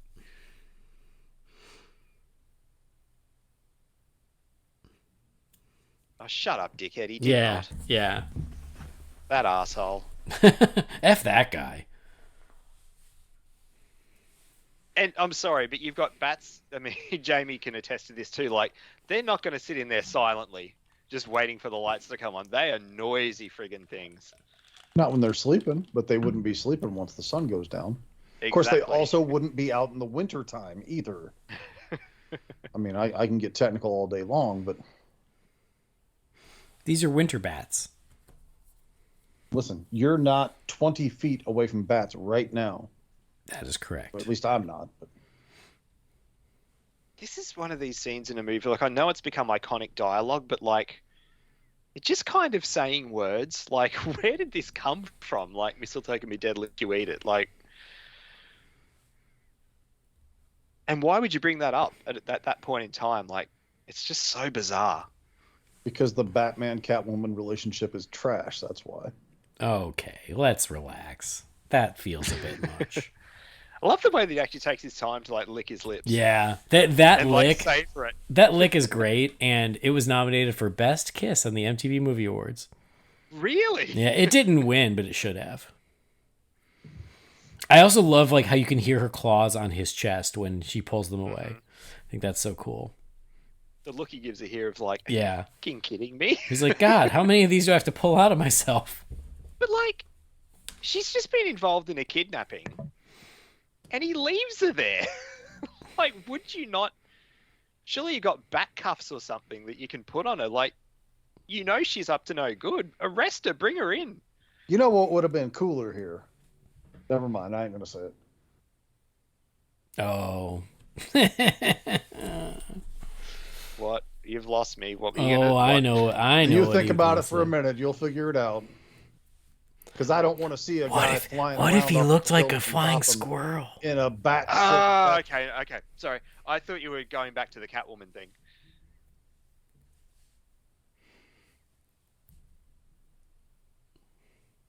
He's got the champagne. Yeah. Just for their own safety, wouldn't you want to be somewhere a little bit more, I don't know, enclosed? Yeah. I mean, I appreciate them hanging out on the rooftops. I like that. She looked pretty scared to me. The laugh. Like, that's a good He's- line too. He's such a bastard. But this comes out of nowhere. Like, just he's gonna propose to her. Oh, Like, I don't think this comes out of nowhere. He's wanted her from the second he saw her. Yeah, but she's given him no indication. Like, Oh, yes, she did.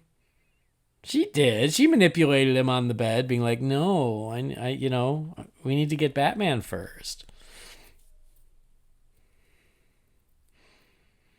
not that like I wouldn't touch you to scratch him. Just the look of disgust Yeah. she gives him. If I had You a nickel. lousy minx.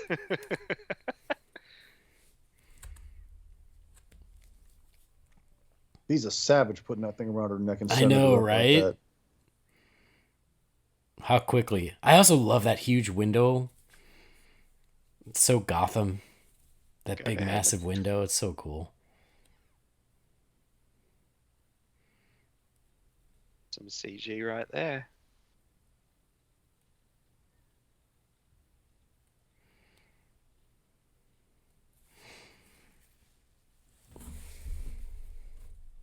These should be She's got a- poinsettias. She got a set of pipes on her too. Yeah. I know opera singers that are like high sopranos that couldn't do that shit.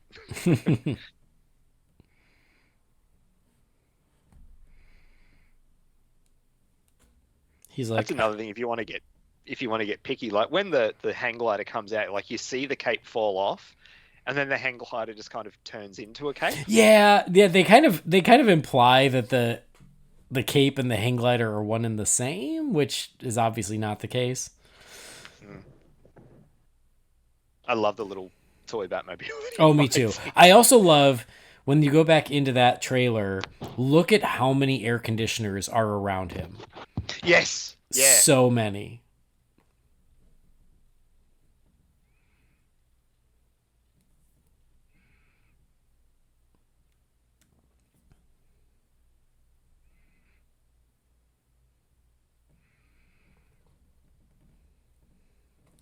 Now we're just watching the movie. Yeah, we always reach that point, right? where we just start watching the movie. Whoops. With Devito, just having the best time, living it up.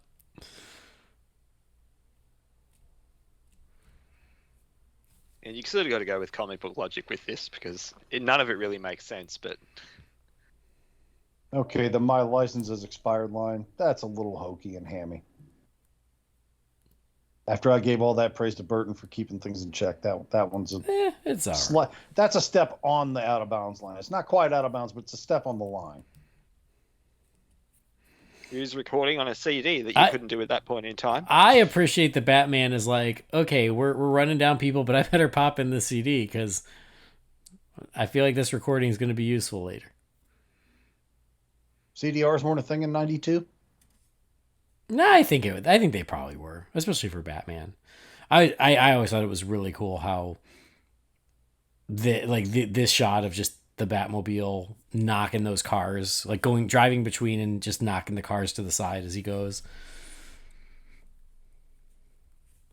As far as the framing of Batman, I feel like this is more successful than embedding 1,000 bats inside the Christmas tree.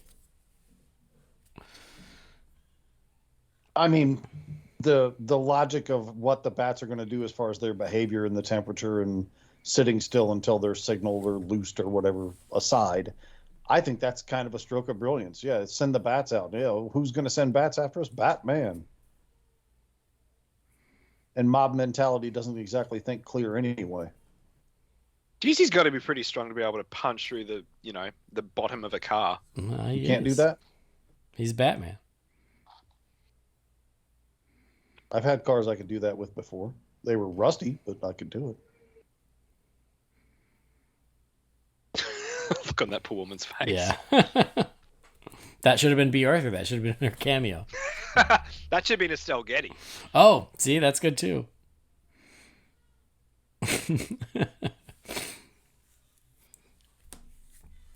Batman my Batmobile's already effed. I'm just going to punch this screen too. And I like how the Penguin's toy version has a bat symbol steering wheel, Oh, but the actual bat doesn't. I want to see that thing out in the wild. Well, check eBay. Get one for the house.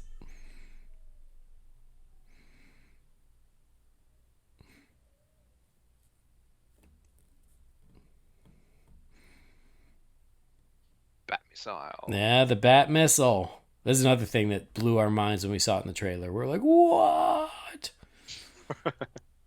It doesn't hold up to scrutiny because you're saying that pretty much all that shit that it shed had nothing important in it to make the car go. Yeah. But, Made for a hell of a toy, though. Yeah. The Batmobile with the sides that shot off. Yep. And then you could make the Bat drone out of the two sides. I don't know if you remember that or not. Oh. I don't think I never had it, so... Oh, I got it for my birthday in 93. The two sides that popped off, then clipped together to make their own independent vehicle, which was called the Bat drone. Hey, that's clever.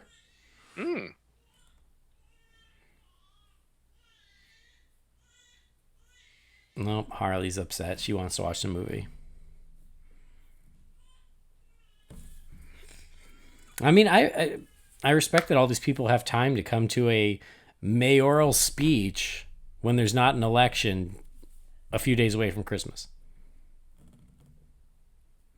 That look. Oh my God. Michelle Pfeiffer daggers. So good.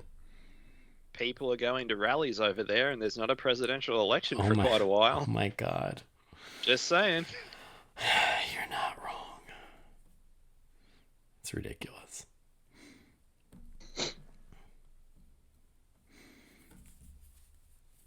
Here we go. The old shot at Alfred, who let Vicky Vale into the Batcave.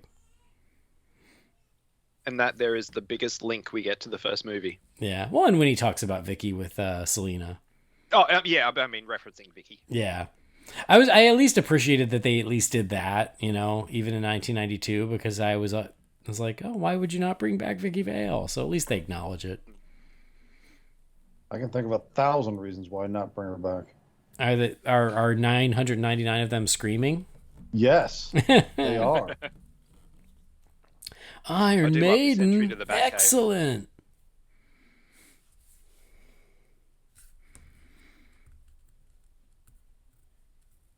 All right.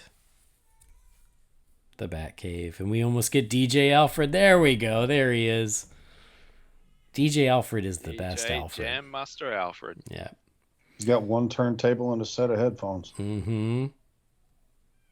Alfred the action figure should have come with the headphones. Nothing about this CD works.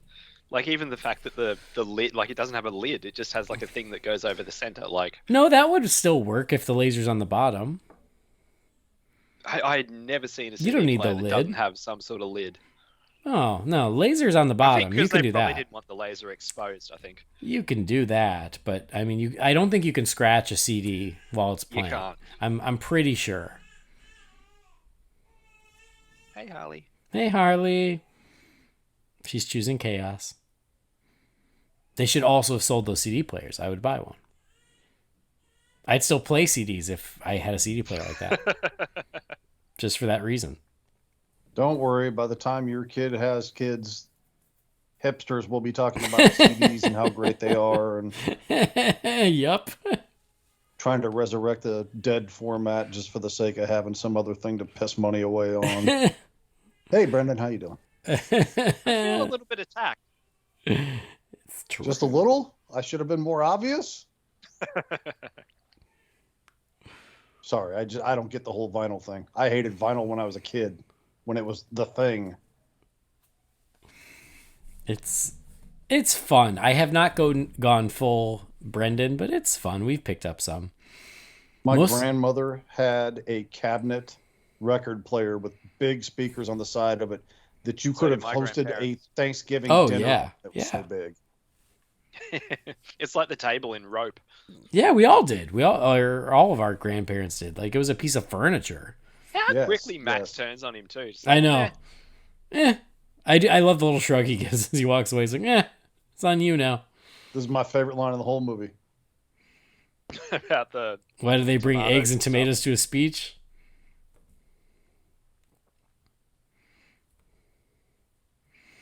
Because it's true. I always wondered that. Yeah.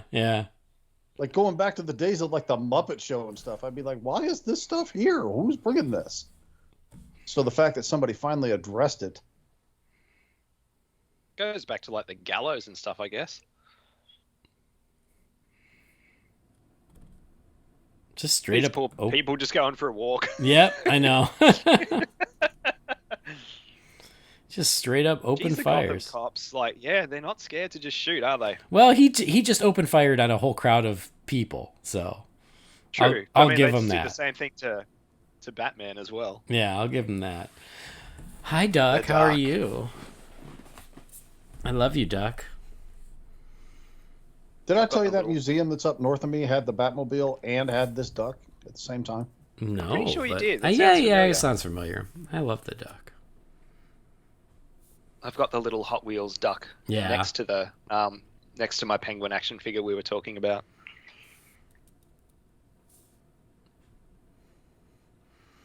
And that wing comes up. It's a ride vehicle.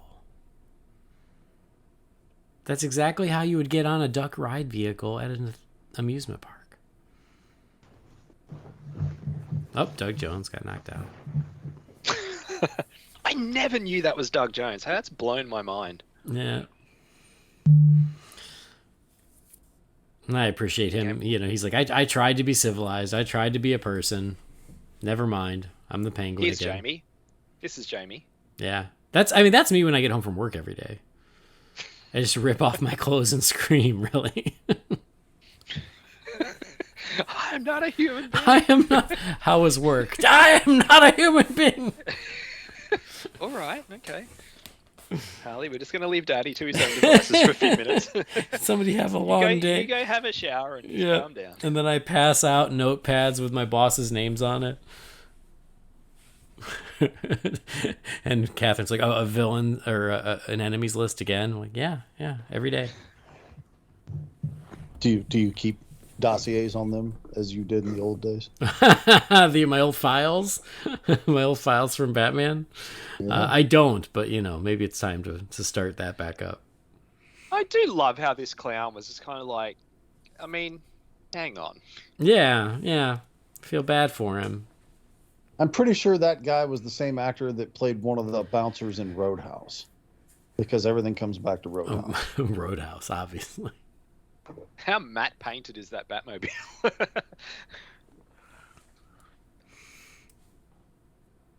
He got all the parts back together. Yeah.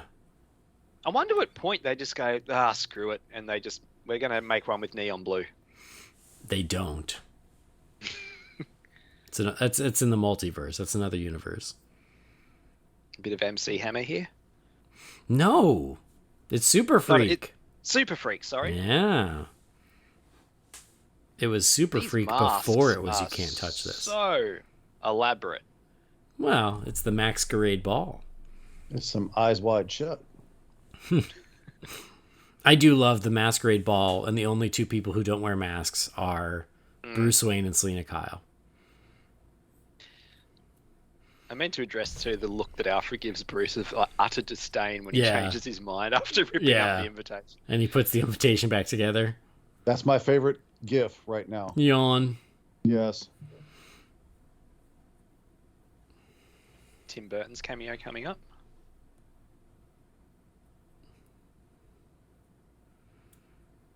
And this is when that face-to-face kicks in. Yeah. That's Tim Burton, correct? If it is, I've never heard that. Hearing or reading that like he is like the guy in the skeleton mask who moves out the way for Selena?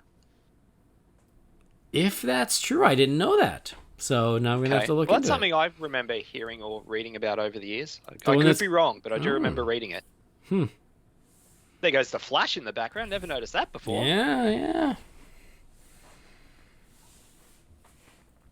God, she just looks amazing. Mm-hmm. And this scene between the two of them, arguably my favorite scene in the movie.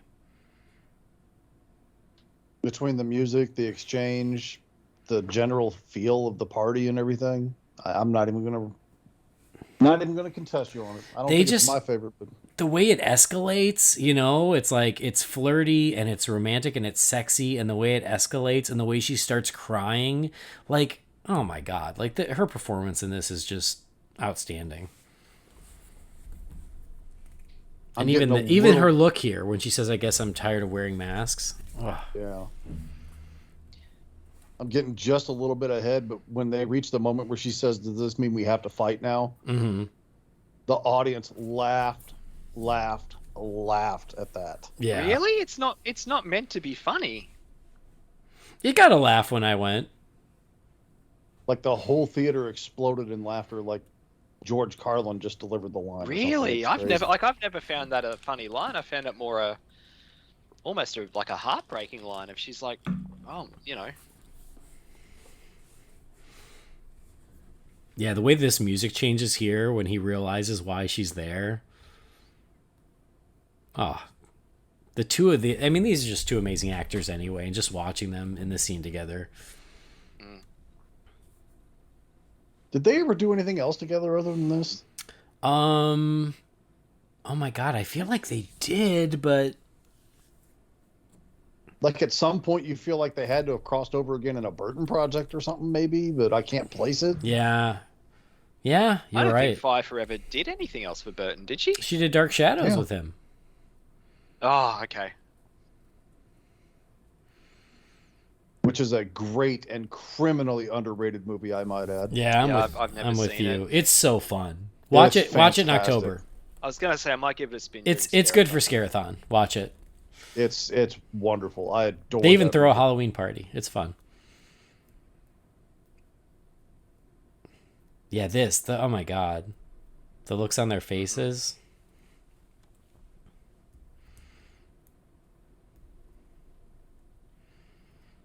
Yeah, to me that's not a funny moment. It's not, but I understand why it got a laugh in 1992. You know, especially in the theater, people are they're here for a fun summer movie, and so instead they get this, and then this is what they. This is another great entrance. Devito looks so cool here when he emerges from that smoke. Yeah, and I love that you can sort of get the best of both worlds with his costume. You get like the animal, but also the top hat and the big furry coat. Yeah. I love this design for the Penguin. I get the people who prefer the mob boss Penguin, but I've said it many times. Remember, this predates that characterization. I'm with you. That characterization came later. I love this Penguin. This is kind of the same as Catwoman to me. Like, this is the iconic Penguin look. Like, it just is. Mm-hmm. It is unmistakably the Penguin. It's not a million miles away from what the 60s Penguin looked like. It's not. More grotesque. Yeah.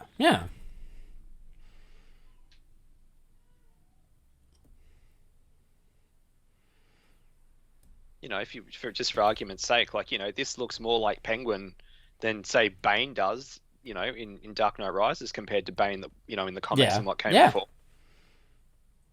Nobody's ever going to convince me. I don't give a damn what interviews and everything else say that Bane's look in Dark Knight Rises is not more based on the appearance of the mutant gang leader. I've made that case before. I can see that. Yeah. Actually, you know, if we're talking, pardon me, anniversaries and stuff, that's one we need to look at next month. Yeah. One at a time. 10 years. One at a time. 10 years. 10 years. Get in the duck. I thought Max was sort of like the penguins actually, like, you know, kind of interact with Max. Like, yeah, I like the way it snaps at him. Yeah. Where he tries to touch it and it snaps at him.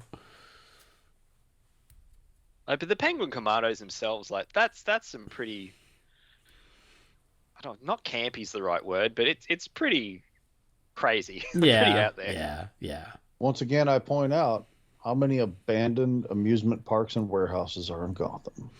Yeah. This is a zoo, I'll have you know. Whatever. Do you go to the zoo for amusement? Yes, my amusement. It's an amusement park. Yes, and the animal's misery. You need one of those for above Harley's car. Sell that too. I'll buy that too. Damn, I picked the cute one.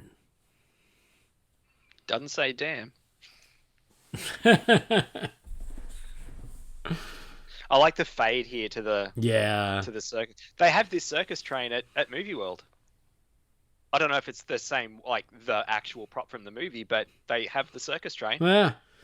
Which is crazy because it's just in this one shot. It's just in this one little quick scene. I would totally roll down the street in that. I would roll down the street in that thing. Totally.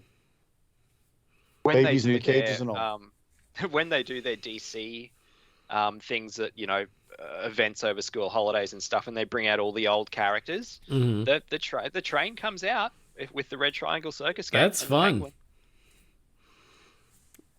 I appreciate that they still do that 30 years on.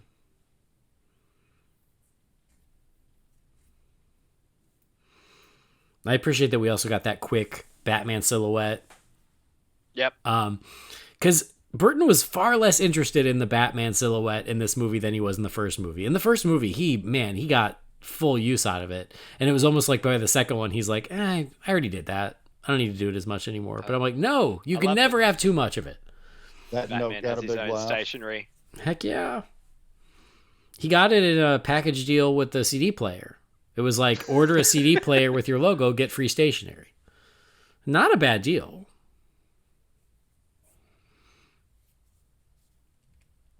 This is absolutely ridiculous, and I love it. Yeah, for some reason. Yeah, it is giving this inspirational speech to the troops, and it's all penguins. It's madness, but I'm into it. His Patton moment. Maybe Stalin too. I don't know. The only time that he's obviously grotesque and weird looking, but the only time he really, to me, looks kind of weird is when he extends his arms at the end. You can it looks very fatsuity. Yeah. It doesn't move like a human body would. Yeah, and what's crazy is, he does it, and because he sort of then leans towards the camera, there is an alternate shot of that in the trailer where where he's looking up instead of forward. There. Yeah. Right there. It's weird. His arms look weird. Yeah. And it looked better in the trailer when they did that moment.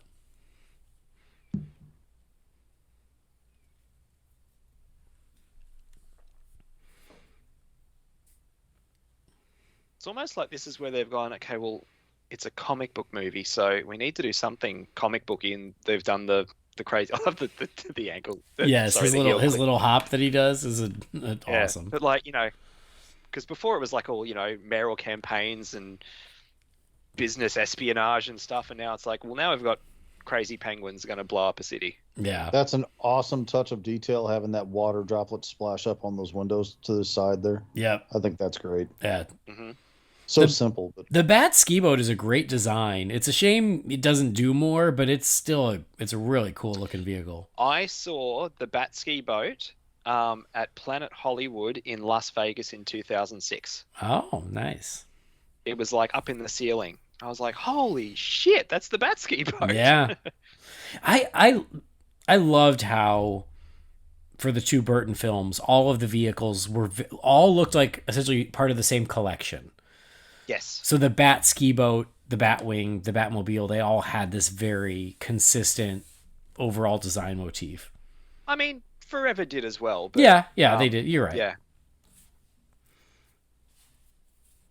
I was just, if there was, I never got it or saw it in the flesh, for lack of a better term, but I never had a toy for the Bat ski boat. I think I had just like a little Matchbox car version. Yeah. Something like that. have you ever heard Kevin Smith talk about that scene right there? Yeah. Where he talks about it. And the other night, he loves the look on Keaton's face after that happens. He just 'cause has that looks look back over his I shoulder. almost bought it from a rocket that shot off the back of a penguin. I also love him, Penguin, sitting there chowing down on just raw fish like it's popcorn at the movie theater. Mm-hmm. I love And it. the poodle lady's voice matches her personality. Yeah, Like, yeah. She's just no expression whatsoever. She's just nonplussed by everything.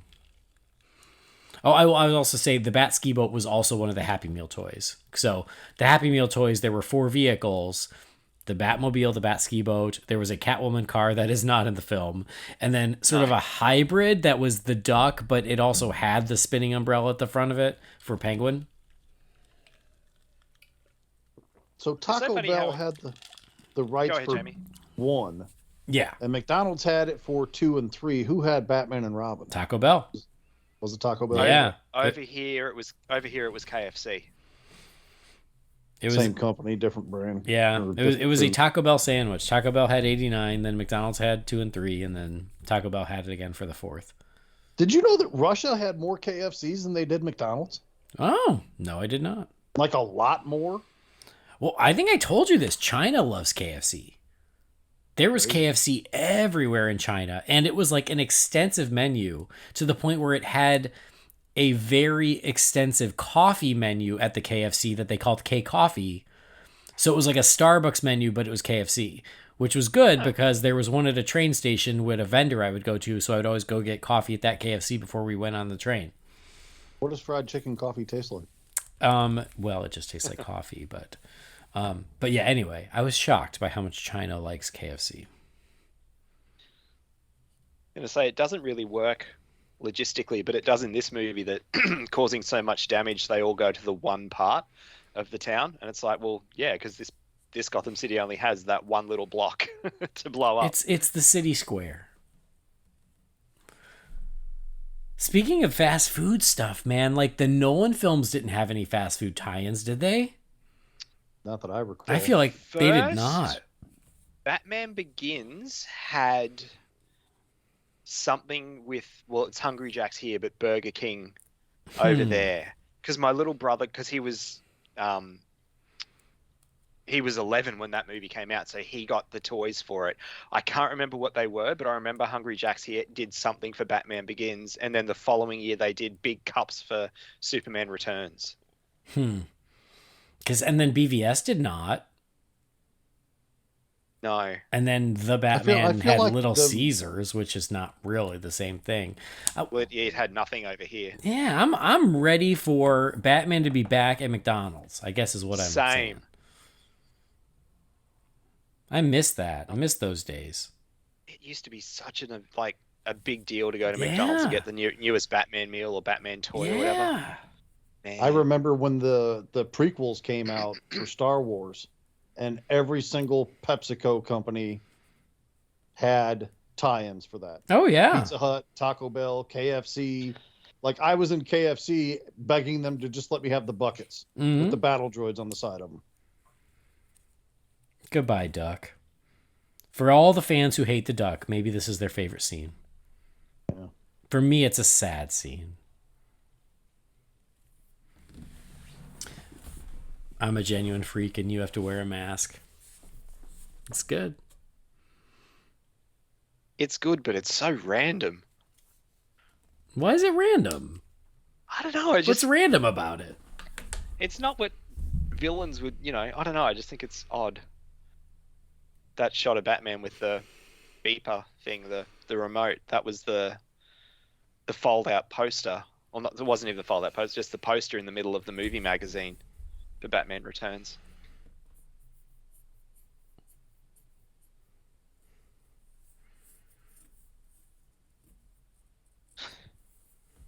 I do think that this movie does. We get a couple little confrontations between the Penguin and Batman, but not one true epic one. No. Nothing that competes with Batman versus Joker at the top of the cathedral. So, you get this moment and then you get a moment later, but I do think that it's lacking like a larger climax between the two of them. Mm. And that here, effectively, that's what kills the Penguin. Yeah. Well, it's the fall, and then it's also implied that the fall was also into toxic waste. But like But then again, not kind of immune to that because like he's got it pouring out of his mouth anyway. Yeah, I mean, and then Max is about to fall into the toxic waste, and he doesn't die. So, the death of the Penguin in this has always been very squishy to me. Because remember, he was just threatening, oh, you're going to go into this toxic waste, but he goes in and it's more like, it looks like water. Yeah, but it's and the also penguins are in it. Like, yeah, I don't know. Yeah, that is the guy from Roadhouse. Thank God. We can clear that up. Yeah. I always thought the suit looked really cool there as he was looking up, and the way the explosions were like reflected the light on the suit, it looks really good. And I love how she looks with the hair coming out. She looks so great here. And I do think it's wonderful how the suit becomes more and more unraveled throughout the film the way she does. Yeah. That's a good point. You do wonder if God, I hope so, if she ever does come back, what the costume will look like. Yeah. Well, in the Batman 89 comic, I liked how it's this costume, but the next generation of it. Mm-hmm. So there were changes. Actually, I guess going from this canon, she's fixed it by the end of the movie with that climactic shot, but yeah. Yeah. But yeah, I do like how it is a hybrid. And it sort of brings in the purple too, doesn't it? Yeah, yeah. I think it's really smart because essentially from like sort of like from the waist up, it's this, but then it has like a new belt and not long pants, and it's cool. I need to catch up on that since Comixology changed their format and absolutely went to shit. I haven't read any of the new Batman 89 ones. Well, don't worry, they also have been taking their sweet ass time releasing them. They have too, yeah. So weird.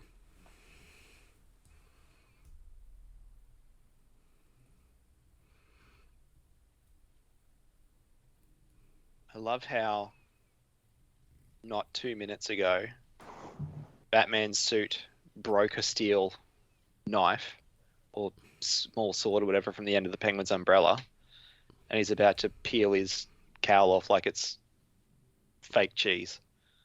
Well, didn't he sidestep it and it hit the side of the vehicle? The knife broke on his like thigh, not on his mask. You would assume that the head would be some sort of protection.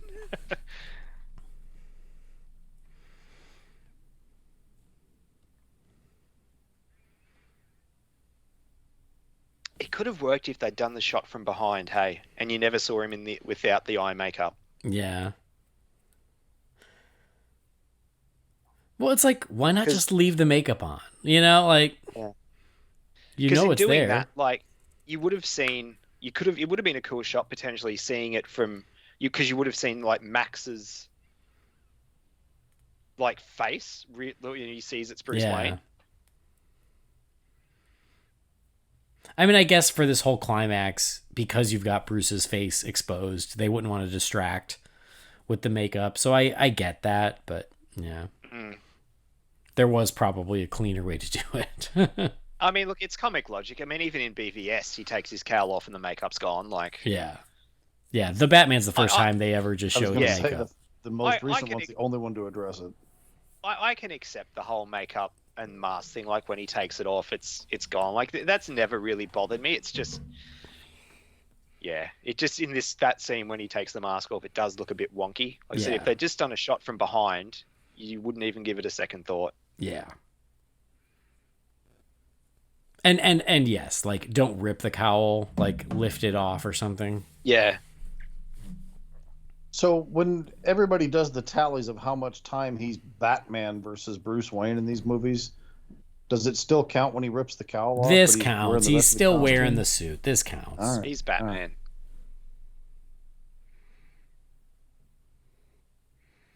I'll tell you what's at the very bottom of that list of amount of Batman time.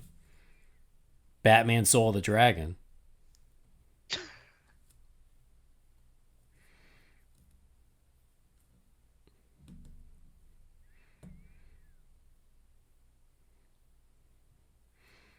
There's a lot of sparks going on. This movie in general, when there's explosion, there's a lot of sparks. I love the way Penguin just emerges out of the water. Yeah.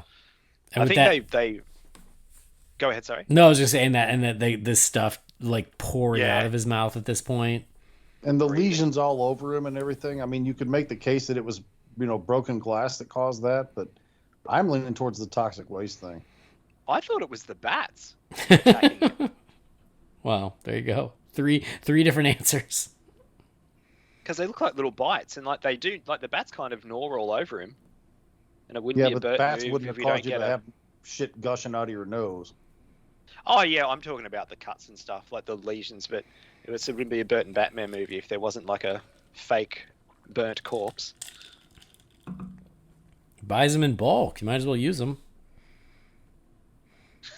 It's a cool shot of Bruce turning around too. Shit.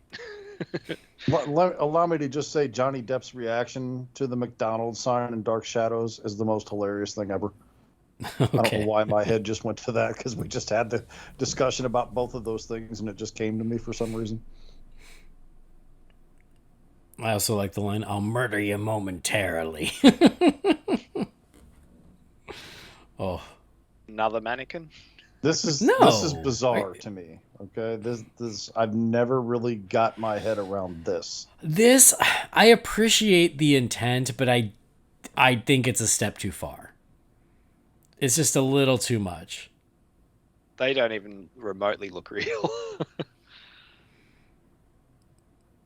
They were people in costumes. Like I appreciate again the intent of the pallbearers. At the end of the day, the only ones who will grieve him are these animals, are the penguins. But yeah, it's too much. At the end of the day, they're not even touching him enough to move him either. Yeah.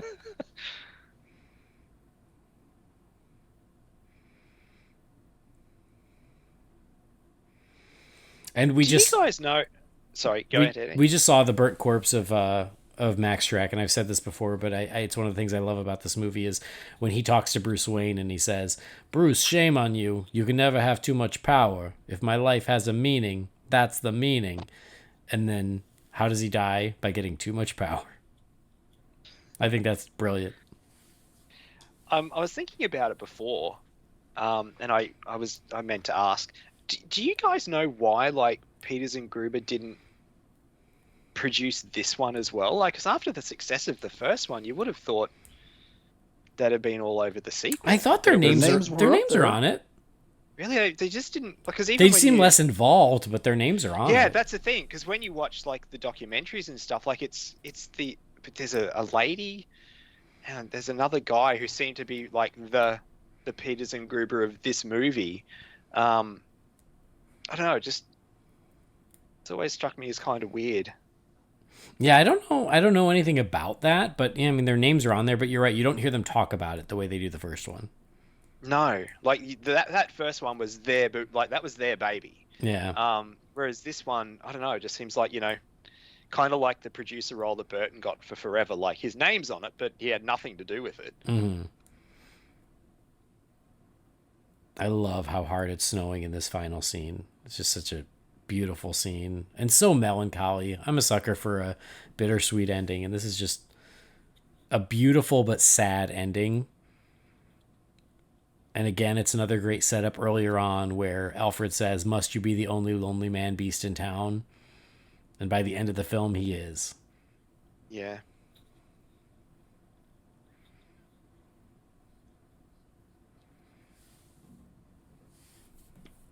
Alfred's like, why are you going to put that damn cat in my car? If I remember correctly, speaking of the Batman 89 comic, in that comic, he still has this cat. I haven't read the first couple of issues for a while.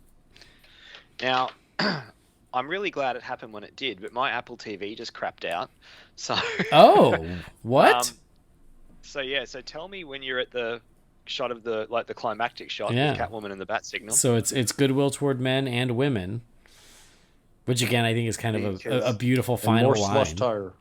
And more slush, and yeah, we are panning up through Gotham City, the snow falling. Because them saying that this was like the most expensive shot of the movie. Well, because it was done after the fact. Yeah. Like the movie was done, they'd finished it, and then they realized that this is what the audience wanted, so they went back and reshot it. And that's not Michelle Pfeiffer. That's someone else. No.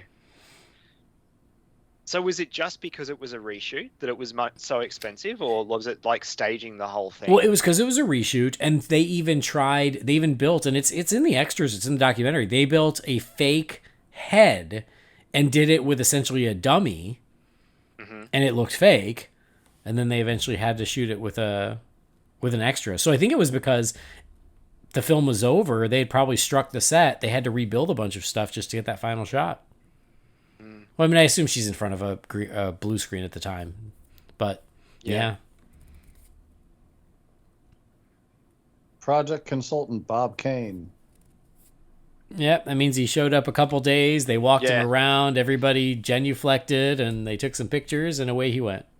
We would have sat on set and drawn some sort of picture too. That seemed to be his thing with the movies when he visited the sets.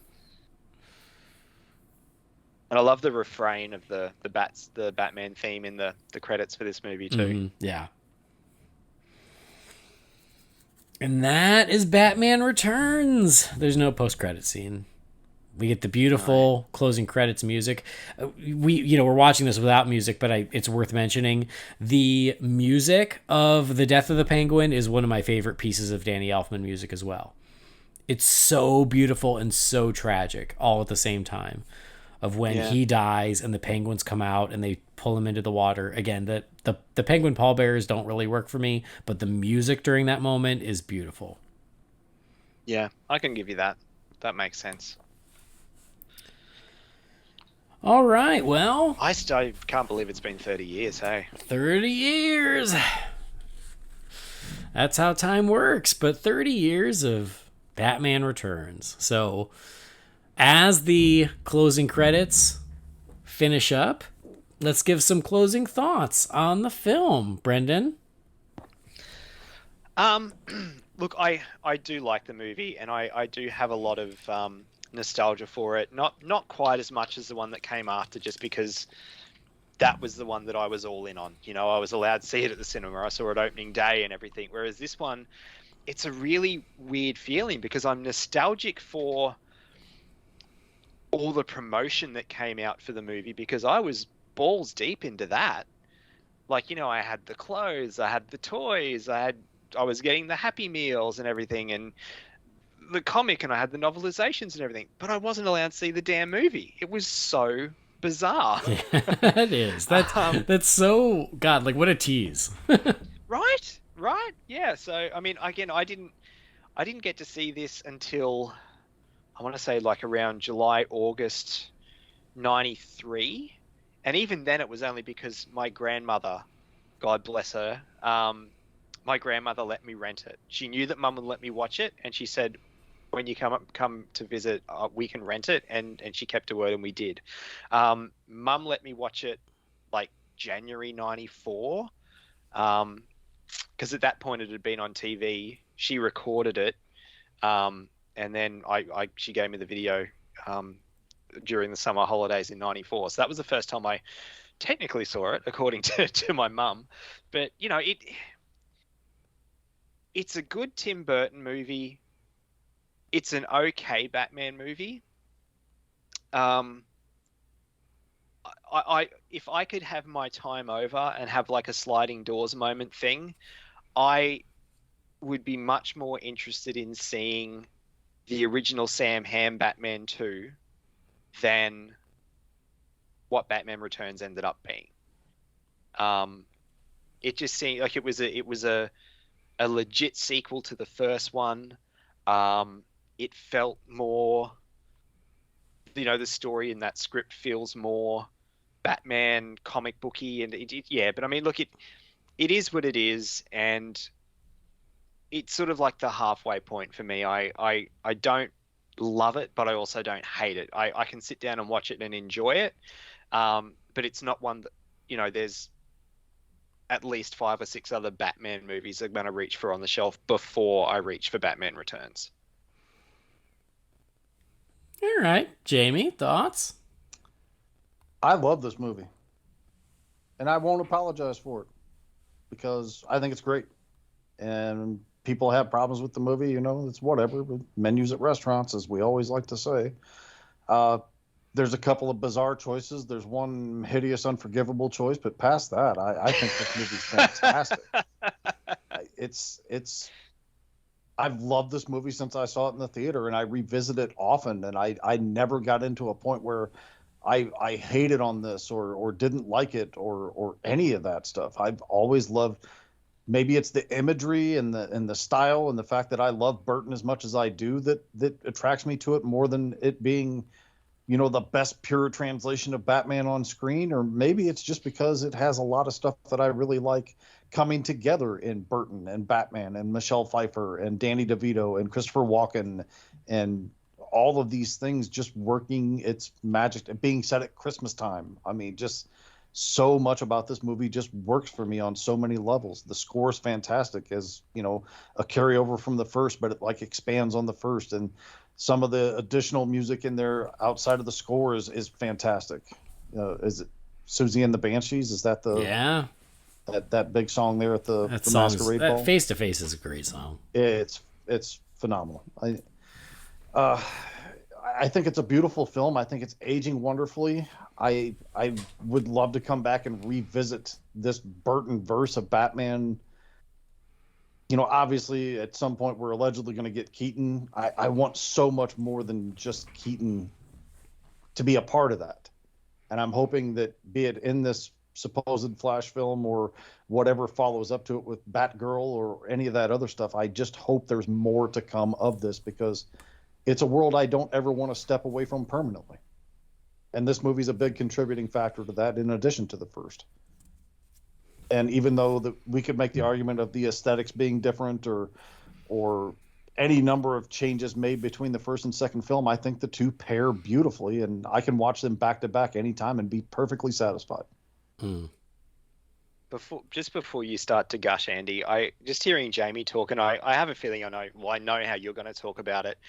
I really do think my opinion on this movie and the one that came after, and your opinions, like you guys' opinions on this movie and one that came after, that few years age gap, like particularly between you and me, Andy, just that, 4 or 5 years, it really makes all the difference. Hey, it really does.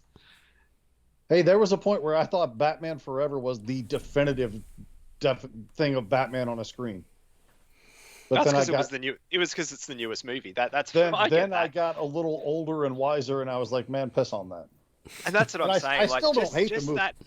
Just that age gap, it just makes all the difference, hey. And it's not a massive age gap either. Yeah. No, I get 20 that. when I saw it, so.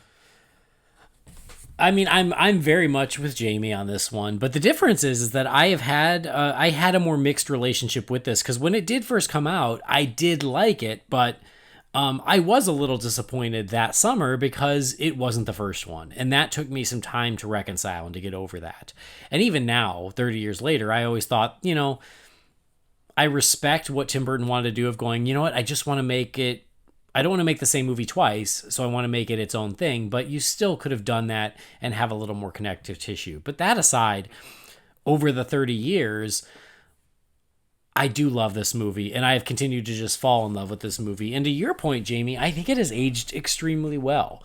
It does help that I am a huge Tim Burton fan. Like you said, Jamie, even the movies of his lesser movies, I still tend to like. The ones that, people really hate, I like. I don't dislike a single Tim Burton movie. Let me put it that way.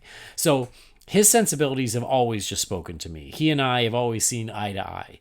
I like his take on Batman. I feel like tonally, he captured, I think, the right tone of Batman and his world, where it is taken seriously enough, but without losing the fun, without losing the little bit of fantasy, the little bit of wink that it's still a comic book movie. I think his Commandos.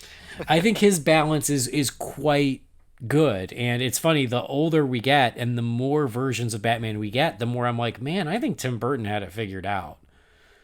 Because everybody else seems to go too far one way or the other. I feel like he has a great balance. I love the movie. I love these versions of these characters. I love this cast. I think they're all doing extraordinary work. I think it's one of Danny Elfman's best scores. And it's not a perfect movie. There are certainly criticisms to be made, and I won't even disagree with some of them, but some I will, to be fair. Much like Batman 89, there are certain criticisms people make. I'm like, oh, no, wait, let me slow you down. And that's true for this, too. But there are certain ones where I'm like, yeah, I get that. But much like anything, I've had 30 years to go, no, this is what it is, and I love it for what it is. I always love revisiting it, especially every December. I do watch it every Christmas time, and it gives me an excuse to always go back to this at least once a year, but I always have a great time with it.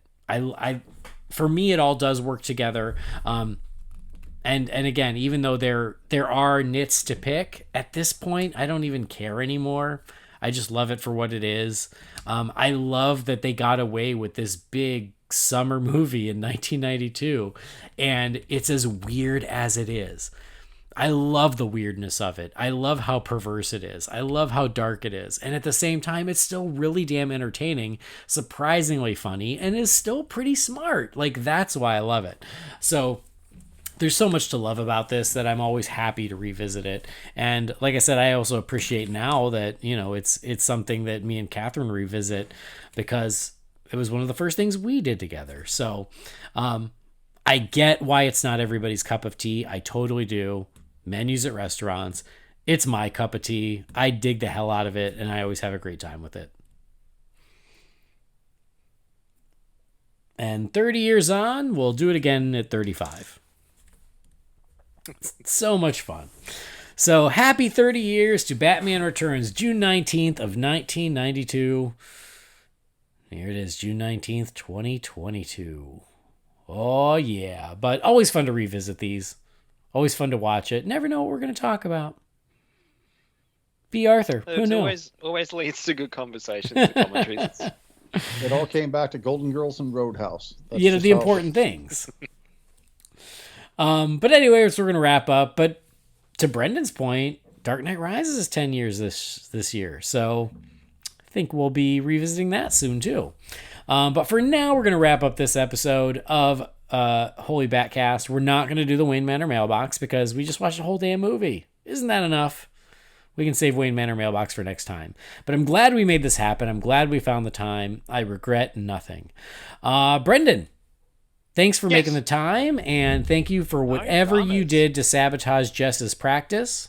I didn't actually do anything. It just turned out to be complete arse. Sure. But okay. I'm winking at you across the internet. I phoned in a bomb threat. No. Look, I mean, yeah, and you said, like, I sort of brought this up because I didn't want to forget about it because, it's an anniversary that we definitely needed to acknowledge, and it's a Batman movie that deserves to be acknowledged on an anniversary like that. And I know you had a couple of things coming up, and we're trying to work out schedules for things, and I was just like, we need to remember Batman Returns. We can't forget that one. Yeah. And I'm glad we can make it happen. But look, if you want to follow my life, you can follow me on Twitter at Loey007. That's sort of where you'll find me, or in the Real Fans group all the time. He's always around. Jamie, thank you as well. It's so far past my bedtime. It's ridiculous. It's not even that late. It's only 10:30, yo. Exactly. It's 10:30. What time you go to bed, old man? Like 9. Well, thanks for staying up late for us. Yeah, it was a good time. The movie deserved a little bit of additional recognition. You know, we always give it a little bit of praise when it comes up, but it was nice to get this one done, and I look forward to whatever's next for it. All right. Where can people find you other than the show? I am on Twitter at BatRaider3960 and starting to pick up the slack back on Letterboxd again. Hey, you can find me under my name on Letterboxd. All right. Well, I already told you where to find me. Thank you guys for joining us. Thanks for downloading the show. Please do subscribe or follow the show wherever you get your podcasts. If you love the show, please rate and review us. Rate and review us on iTunes or on Spotify. It's quick, it's easy, and it really helps us out. Visit holybatcast.com or find Holy BatCast on Facebook, Twitter, Instagram, or YouTube. We will do the Wayne Manor mailbox again, and when we do, we want to hear what you have to say. So send any messages to holybatcast@rf4rm.com. A big thank you to Gora Venkateswar. He created our theme music. His work can be found at gvtunes.com. And in celebration of Batman Returns, you owe yourself a gift. You should go to manscaped.com and buy yourself a little something. And when you do, don't forget to use the promo code BATSCAPED for 20% off. But that'll do it. Thanks for joining us. On behalf of Brendan and Jamie, I've been Andy. We'll see you next time. Same bat time, same bat channel. Holy BatCast is not affiliated with Warner Brothers or DC Entertainment. The views and opinions shared by the participants are theirs and theirs alone and do not represent the companies or organizations they happen to work for.